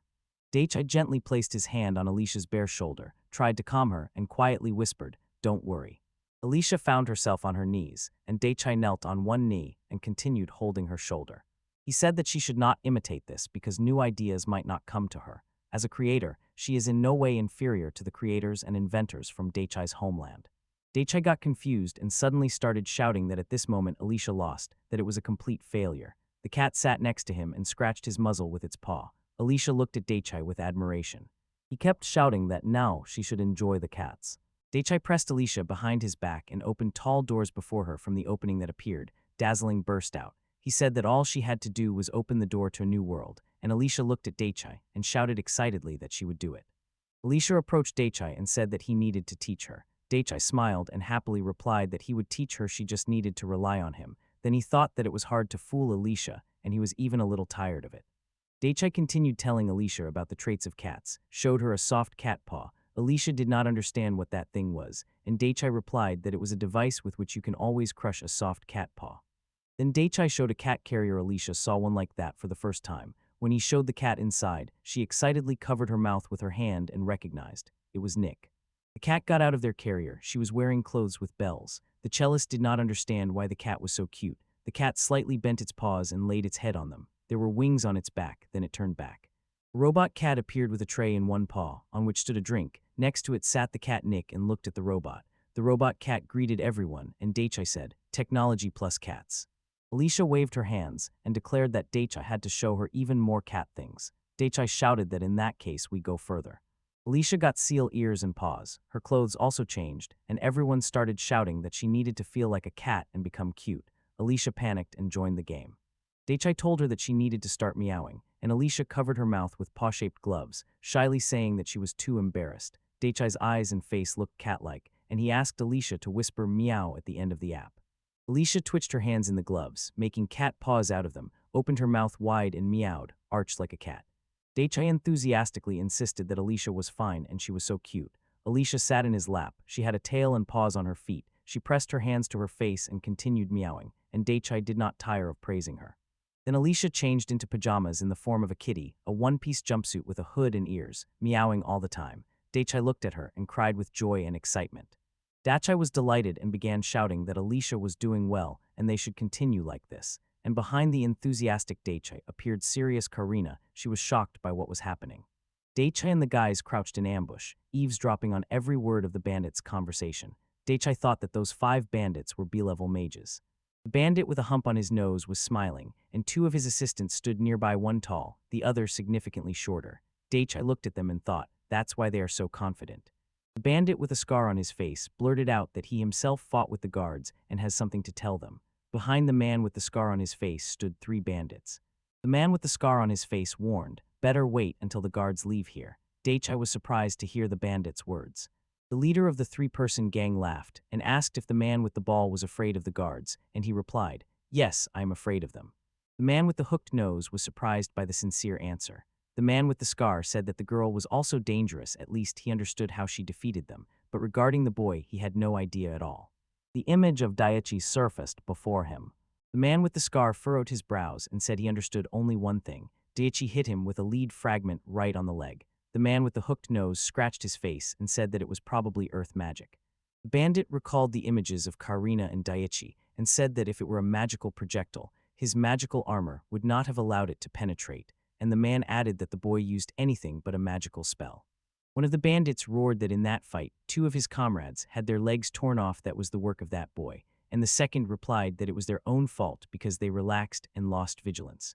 Dennis began to assume that there were only 6 bandits who appeared in the village. Fred stood nearby and thoughtfully considered his words. The man with a scar on his face said he was wasting his time, shifted his weight on the spot, and continued to say that they needed to tell everything to the guys in the village. 3 men turned away and walked off. The last one said the final decision would be tomorrow and asked the other bandits to pray that the raid would be canceled. The man agreed, and suddenly I heard a noise. He looked back. Karina told the guys that they needed to go. The tree crowns, the trees had been planted, and then a gorge and a cliff appeared. A multitude of bandits gathered in the gorge. They surrounded a large pile of barrels near one of the walls. All simultaneously stared at one point, and among them stood out a one-eyed cat of human height. The man with the crooked nose grumbled that Eli and his team had taken the task too lightly. They fought with a girl from the guards and some guy who defeated them. One man from the crowd asked if he was sure that one of the guards was a mage of the B rank. He was a stocky blonde with a small beard, folded his arms, and waited for an answer. The man replied that there was only one sorceress there, a girl with a guild mage distinction, and another dark-haired man asked if the guy they met was really stronger than that sorceress in rank. The man with the hooked nose said that Elaine also noticed the guy, and it seemed to him that he was much stronger than he looked. The men exchanged glances and began to discuss what they would do next. The man in the hood said that if these guys were from Bertram's company, they would have caused them a lot of trouble, and 3 men silently stood thinking about what was going on here.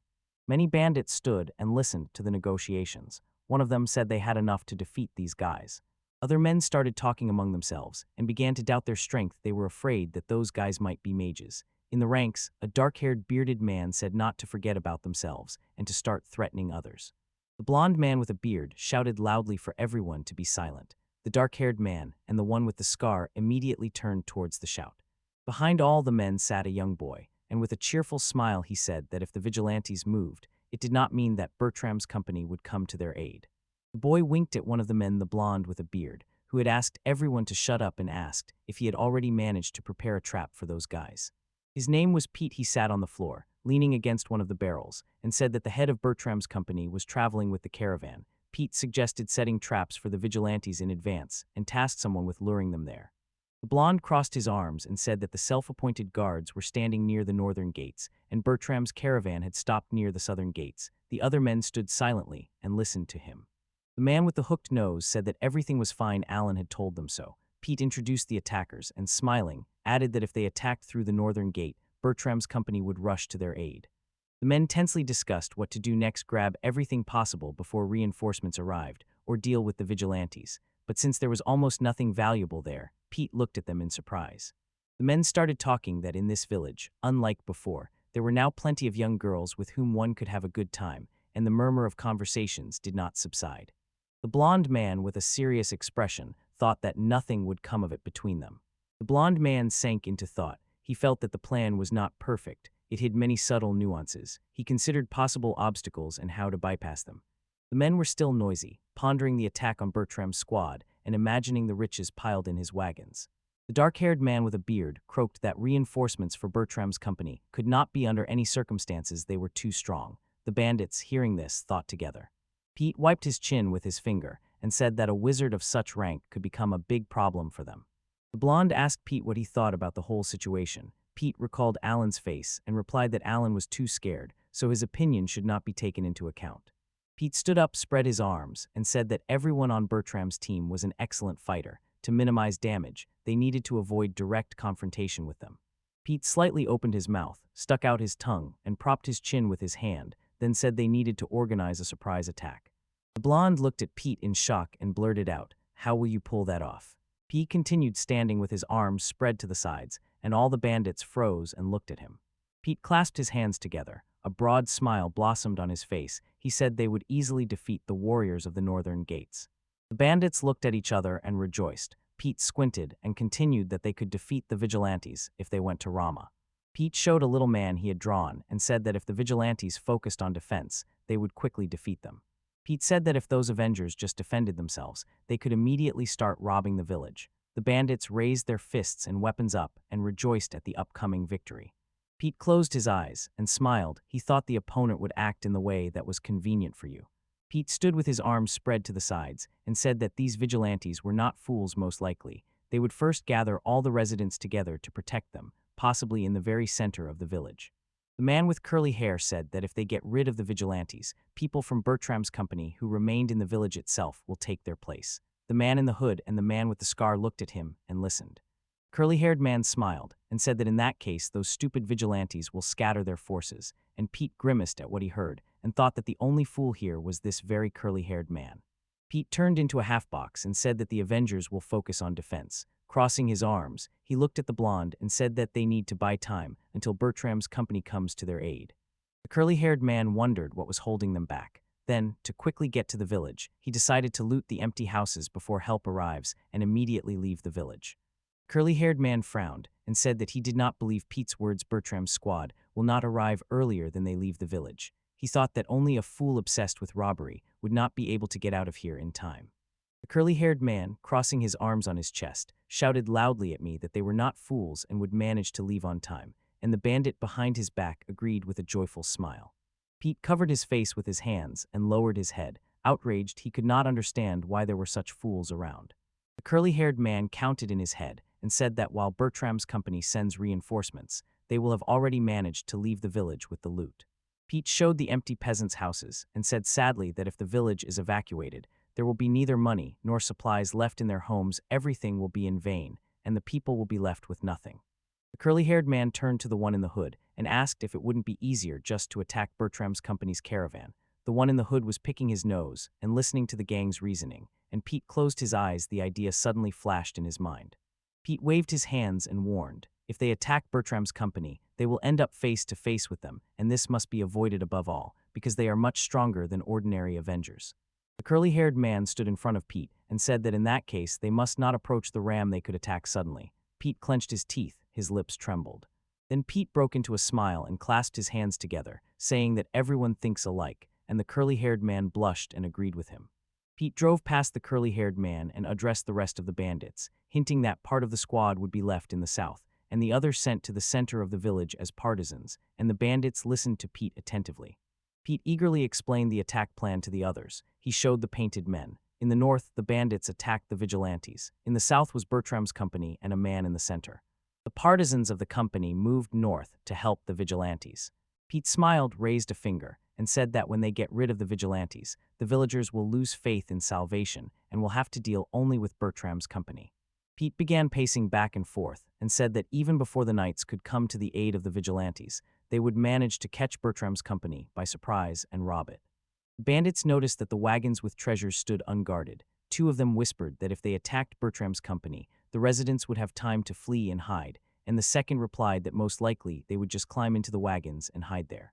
The bandits continued chatting and eventually agreed on the plan of action. The blonde looked at them and said that the attack on the Avengers was a setup, and Pete was going to tell them about it. Pete raised his hands, his face lit up with happiness, and he said that the blonde was right. Pete's words alarmed the bandits, and they looked at him angrily. Pete's face changed, a sinister smile played on it, and he said that now he would tell the real plan they would follow. The bandits were frightened, the blonde smiled. They waited for Pete's plan. Meanwhile, in one of the village houses, a fist slammed on the table, an old man was shouting wildly, and two men, hearing this, were frightened. The old man rose from the chair and spoke threateningly. People gathered tightly around him. Everything was happening in the village head's house, where a meeting was underway about the bandits hiding among the adventurers in their main group. The man hurriedly rearranged knights in helmets with spears. At the meeting, two matters were passionately decided: what to do with the information about the bandits and how to secure the village until reinforcements in the form of knights arrived. The old man thought that the information leak occurred near the village of Takura and that the bandits probably used the same tactics against them. Taichi was turning this thought over in his mind.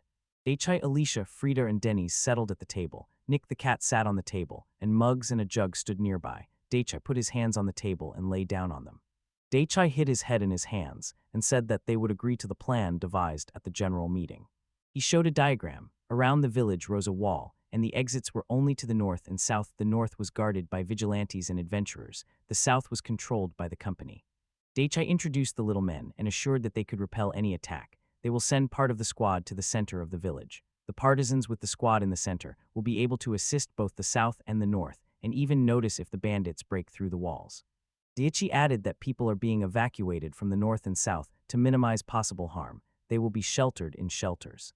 Daichi is going to propose this plan to Bertram's company. He recalled the stern face of the old man, and the bandits disguised as adventurers will stand guard alongside vigilantes at the north gate. Dennis raised his hand and said that Daichi was not afraid that the plan might fail and they would be left with nothing. Daichi looked at him and thought that this was a very smart view of the situation.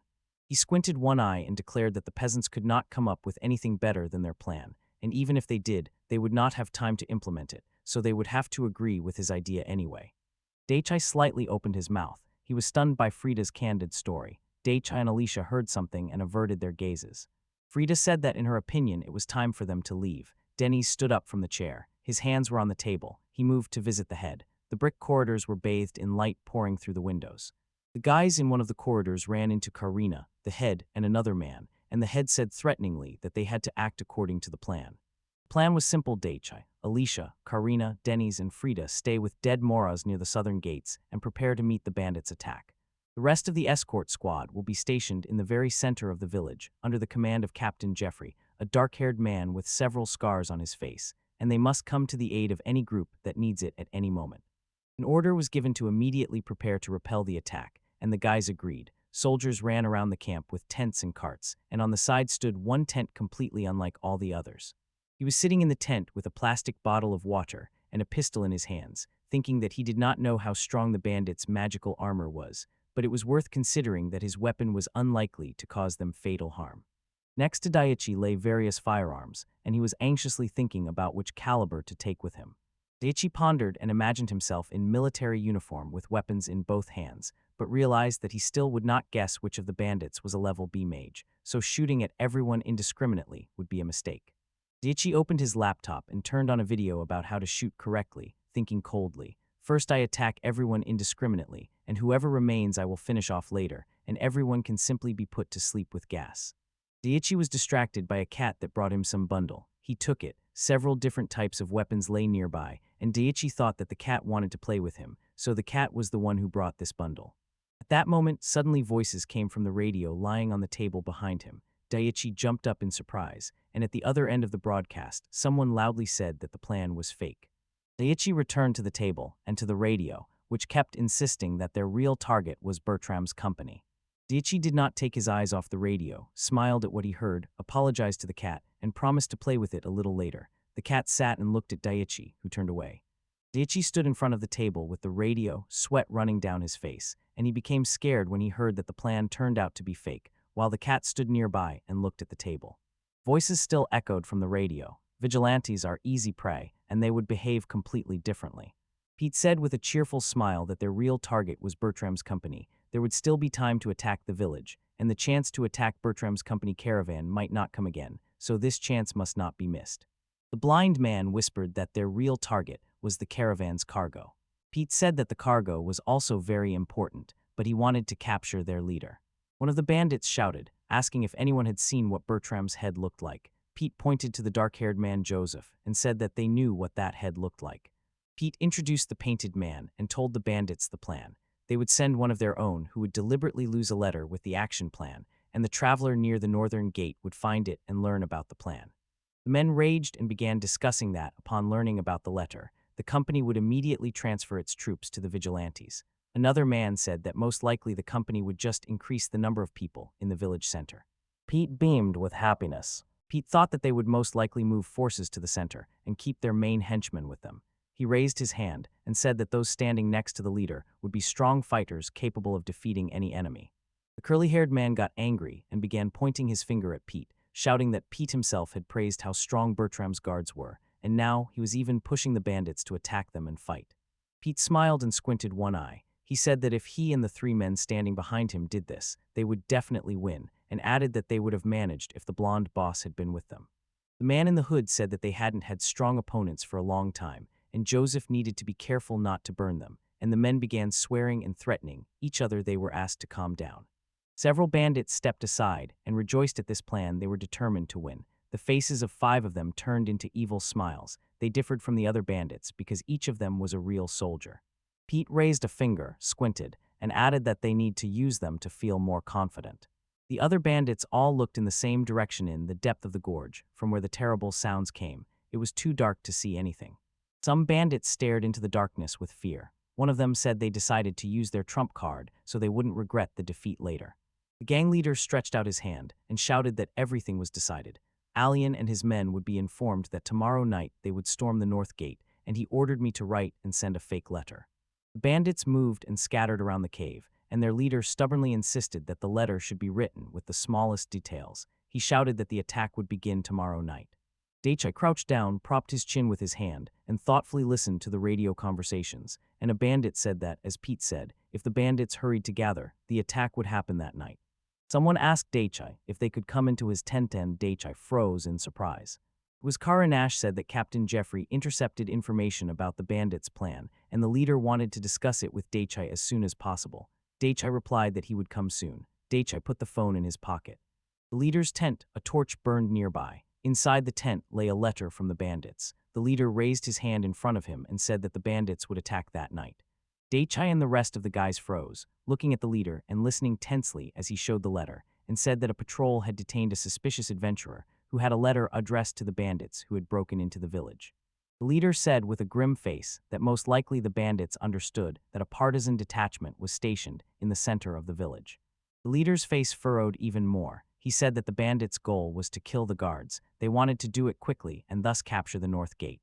On the painted men, the bandits' plan was clearly readable. The leader said that they would be the next target because the bandits could not defeat everyone at once and intended to deal with each one individually. Dennis said that this was the plan of real bandits. Frida, however, noted that such a plan was doomed to fail if they did not have a good leader like in the army or the Night Order, and she thoughtfully watched the boys' conversation. The guys stood around the table where the leader was sitting. Dennis asked the leader why he had gathered them here. The head of state sharply hit the table with his hand. The leader shouted that he would not allow the bandits to do whatever they wanted. The partisan detachment had already been informed and was heading to the vigilantes, and he wanted the guys to go to the northern gate to help the guys listen to him, mesmerized. Dennis pressed his palm to his chest and said he would carry out the order, but he was tormented by the question what the leader would be doing at that moment. The leader replied that he intended to stay with the merchants. Karina said she wanted to stay with the leader. The chief leaned back in his chair and crossed his fingers, assuring that the company employees would cover him, but that boy just waved it off. There was nothing to worry about. Dennis turned to the leader and said that it would be easier for the guys to fight when they were sure that the leader was okay. Frida said that the leader needed to accept Karina's offer of protection. The leader waved his hand and said that there were 5 mages of that level in the bandit detachment, and Karina's absence could negatively affect the course of the battle. Vichy recalled the bandits' radio negotiations and finally understood their plan. Daichi suddenly ran up to the leader and shouted that before making a decision, the leader had to listen to him. The leader asked if the conversation was urgent or not. Daichi said that the conversation was extremely urgent and they could not leave the southern gate unguarded. The leader got angry and could not understand how Daichai's words could influence his decision. Daichai placed an unusual device on the table in front of the leader and said that as soon as he listened to it, he would immediately understand. Everything the bandits had devised was a deception. The leader looked at Daichai and the object on the table with surprise. The gadget began to emit sounds. A voice came from it saying that false information about the attack should be deliberately given. Another voice asked if Bertram's company needed to be lured right into the trap. The guys froze in shock at what they heard. He leaned over the device from which voices were coming. They were discussing the plan and how to implement it, and he could not believe he heard a human voice from this device. Frida covered her mouth with her hand in surprise. Dennis did not take his eyes off the table. Karina held her head, and Alicia smiled cheerfully. Daichi took the device and said that this was the real bandit's plan. The head slightly opened her mouth and asked what instrument Daichi had brought. Then she changed her mind and said that this information was unimportant, and now he did not understand at all how this conversation came out of the device and how Daichi received it. Daichi says that when they were in the forest after the bandits, south of the village, about a kilometer from this place, they left their device there. The head shuddered in shock at what she heard, and Daichi continued that this conversation happened very recently. Suddenly, a loud scream sounded, "Someone is coming," and everyone, frightened, sharply turned toward the direction from which the screen appeared. A soldier runs into the commander's tent, where the commander himself and the guys were, and shouts that the northern gate was attacked. There is a fight. The guys turn to him, and he continues shouting that they launched a signal into the sky. The leader of Brapley stood up from the chair. Daichi looked at him. The leader leaned his hands on the table, confusedly thinking about what to do next, and Daichi raised his hand, covered his eyes, and lowered his head. He said he had a plan. Daichi points to one of the objects on the map and says that they are using a bandit strategy against them, and then his face becomes stern, and he adds that actually everything is very simple. Daichi vividly laid out his plan in the form of figures drawn by a man, saying that the bandits would come from the south. The guys would flank them and set a trap on the path between the southern forest and the gates. Daichi poked his finger at the map. The guys carefully caught every movement of his. He assured them that everything would work out. The bandits had to believe that everything was going according to their plan. Daichi did not tire of speaking and presenting those little people, saying that the guys needed to make the bandits believe, as if all southern forces were transferred to the northern gates. Daichi said that he, Karina, Frid, Denny's, and Alicia would actually stay with the caravan, and the masked civilians would go north instead. Then the leader will stand in the middle of the square to create the impression that only he will guard the gates. He will become bait for the bandits, and the guys will go around them from the other side and suddenly attack the stunned bandits. Daichi cheerfully said that even if their ambush fails, it will buy enough time for the main claws to reach the center of the village. Karina got angry, hit the table with her hand, and exclaimed that it was very dangerous. Daichi calmly replied that the robbers will attack them. There was no time to talk about risk anymore. Kaina said that the robbers are heading to the south gate and suggested simply turning everyone back. Dennis crossed his arms and said that it would not work. Frida thoughtfully raised her hand to her chin and said that the bandits would arrive earlier than the help. The guys decided to confront the bandits right in the center of the village. They hoped to buy time until the squad arrived from the north. Karina said that if the vigilantes stood by the northern gates, the company's strength would become great and they could defeat everyone. Karina raised both hands up and joyfully asked, "I am right, aren't I?" Dennis opened his mouth and said that if they only cared about the fight, then Karina would be right. Frito stood next to Dennis, and they both looked at Karina. Frida tilted her head, furrowed her brows, and listened to the guys, then said that, in her opinion, the chief would not approve Karina's plan. Daichi closed his eyes, bowed his head, and crossed his arms. He said that the bandits could be gathered in the center of the village, but their real goal was to kidnap Klaus' leader. Karina was surprised, and Daichi reminded her about the non-evacuated civilians from the south. The air around Karina changed. She became depressed, stood with clenched fists and lowered head, and Daichi turned and looked at her. The guy froze in front of Klaus' leader and wondered what their chances were to defeat the bandits. Daichi broke the silence and said that he had a secret weapon. Clan leader looked threateningly at the guys, fingers intertwined in front of his face. He said that Daichi's special weapon was capable of dealing with 60 bandits, including 5 rank mages. They were tormented by the question, is Daichi a master of mass destruction magic, or does he skillfully wield a magical artifact with similar destructive power? Daichi pondered, his lips pressed together, and he said that he could take the bandits out of action without killing them. The guys surrounding him froze at what they heard, and the devoted Klaus could not understand how that was even possible. Karina slammed her fist on the table, pointed hotly at Daichi, and shouted that he was not cut out to be a bandit and had to stop being so frivolous. Dennis's hand appeared in front of her, and he tried to restrain her.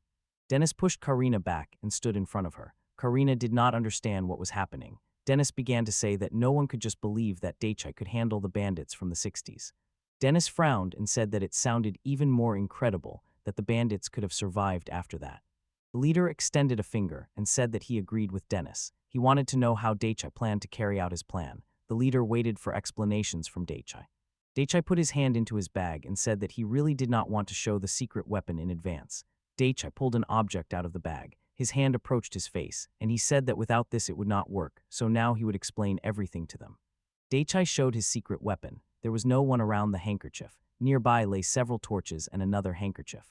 The village was quiet. Behind the stone fence, a river flowed quietly, a bridge spanned it, a house stood nearby, and beyond Thattenly fields, Daichai and the rest of the guys stood outside and waited, and Daichai glanced at Alishiabi, the leader's decision. She was removed from the upcoming operation. But Alicia sharply objected to the chief's decision. She said that, in her opinion, it was much more practical to use offensive magic outside the village, and Klaus withdrew his words. Daichai looked away to the side and thought that, in his opinion, Alicia specialized in long-range spells. Karina told Daichai that he was absolutely sure the plan would go smoothly. Daichai turned his head to Karina. Daichai turned around and said that he could not fully convince them, but if the leader decided that his plan was too dangerous, the guys would finish everything himself, and if the plan failed, Daichai would arrange a massive rifle fire. Alicia appeared behind Daichai and startled him. She smiled as if she would help and release magic in case of failure. Silence reigned in the street. Only Karina's cries could be heard. She firmly said she would not let them be alone. They replied that yes, but if he is not here, they will not be able to carry out the second part of the plan. Karina stretched out her hand forward and said she would be with them until the very end. Frowning, she said that if the second stage of the plan failed, they would all go Tojthreven if she had to carry the guys on her back. And sharply turned away. Daichai nervously ran his hand over his face and, smiling, said that Karina should not worry so much. Dennis touched his face with his hand and said distrustfully that he had heard about Daichai's talents but did not understand where he got such confidence. Fried smiled and replied that regardless of whether the enemy is strong or weak, one must never lower their guard. Karina said with obvious displeasure that she considers Daichi a high-class mage, but he has no combat experience. Daichi was surprised. Karina touched Daichai's chest with her finger and said dryly what had happened. A talented mage could be killed by petty bandits due to lack of experience, and all these mages had one common trait. Karina grimaced and said that all these magicians were too overconfident. Daichai looked at her and was surprised. He thought that this was not simple. Daichai raised his fist to his face, coughed, closed his eyes, and said that in his homeland they say, if you know yourself and your enemy, you need not worry about the outcome or hundreds of battles.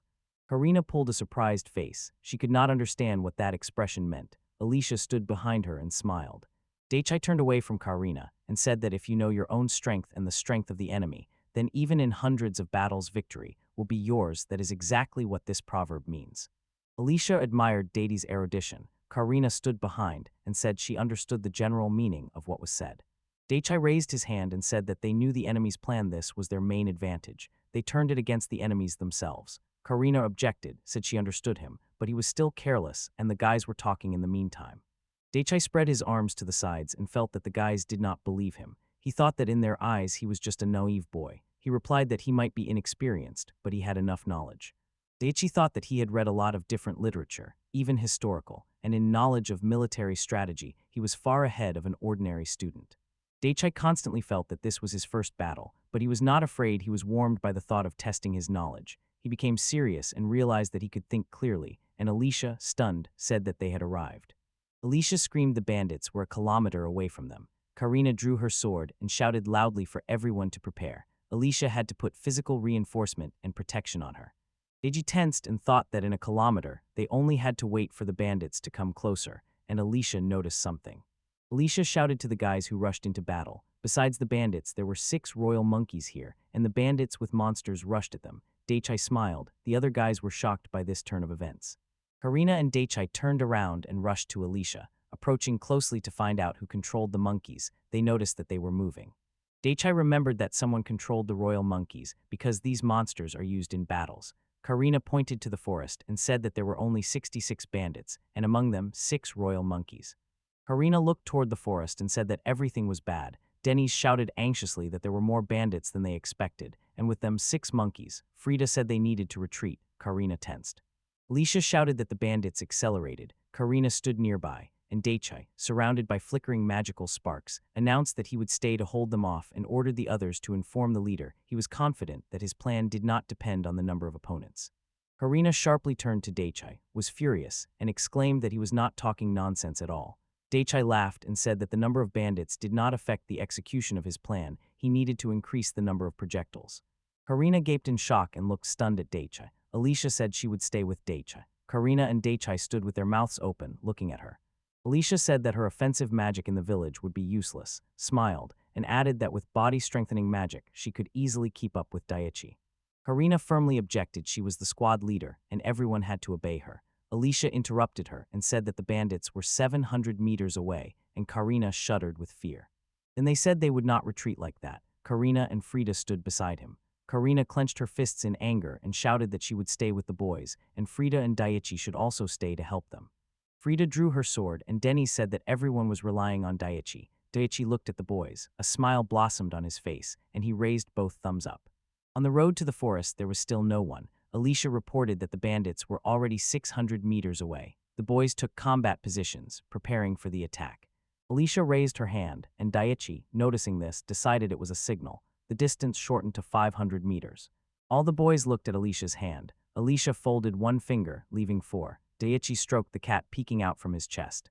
3 straightened fingers peeked out on Alicia's hand. Then there were 2 left. Bandits were already visible in the field, advancing on the boys. When they got closer, their faces could be seen. Daichi gritted his teeth. 200 meters left, and he seemed to already see their faces, thinking only whether he would have time to get the weapon if the decontamination plan failed. Only 1 extended finger remained on Alicia's hand. The bandits were already within reach. Each of the boys closed their eyes and covered their ears with their hands. Daichi stretched his hands forward and activated his power. Grenades rained down from the sky. The bandits simultaneously raised their eyes to the grenades falling on them. They froze in amazement. Flashbang grenades rained from the sky, momentarily stunning the enemy, and a bright flash illuminated the bandits. Pete, the curly-haired man, and the rest of the bandits were affected by this grenade. They were blinded by the brightest flash of light. Daichai turned away from the dazzling flash, pressed his eyes shut and covered his ears. After the explosion, he slightly opened his eyelids and got up to see if the plan had worked or not. Bandits held their eyes, disoriented. Some stood motionless, some lay on the ground trying to regain consciousness. The royal monkeys also lay on the ground. Daichai looked at the bandits and suddenly smiled. Karina stood, covering her eyes and ears. Daichai touched her back and showed that she could already look around. Bullets and spinning lights descended into the sky. The bandits lay on the ground. Dennis watched what was happening with fear. He did not understand what had happened. Frito looked towards the field and wondered if the bandits were lying there. Karina looked piercingly at Daichai and sharply asked who he was. Daichai looked at Karina and froze in place. Daichai spread his arms and shouted that it was time to catch the bandits. Daichai and the guys moved towards where the bandits were tightly gathered. Karina walked behind Daichai and looked intently at him. Daichai thought that the boy still needed time to get used to what was happening. Daichai demonstrated his equipment and thought that he needed to somehow limit the bandits' cunning. For this, he would have to use the network. Daichai began to cast a spell and said that he must be safe.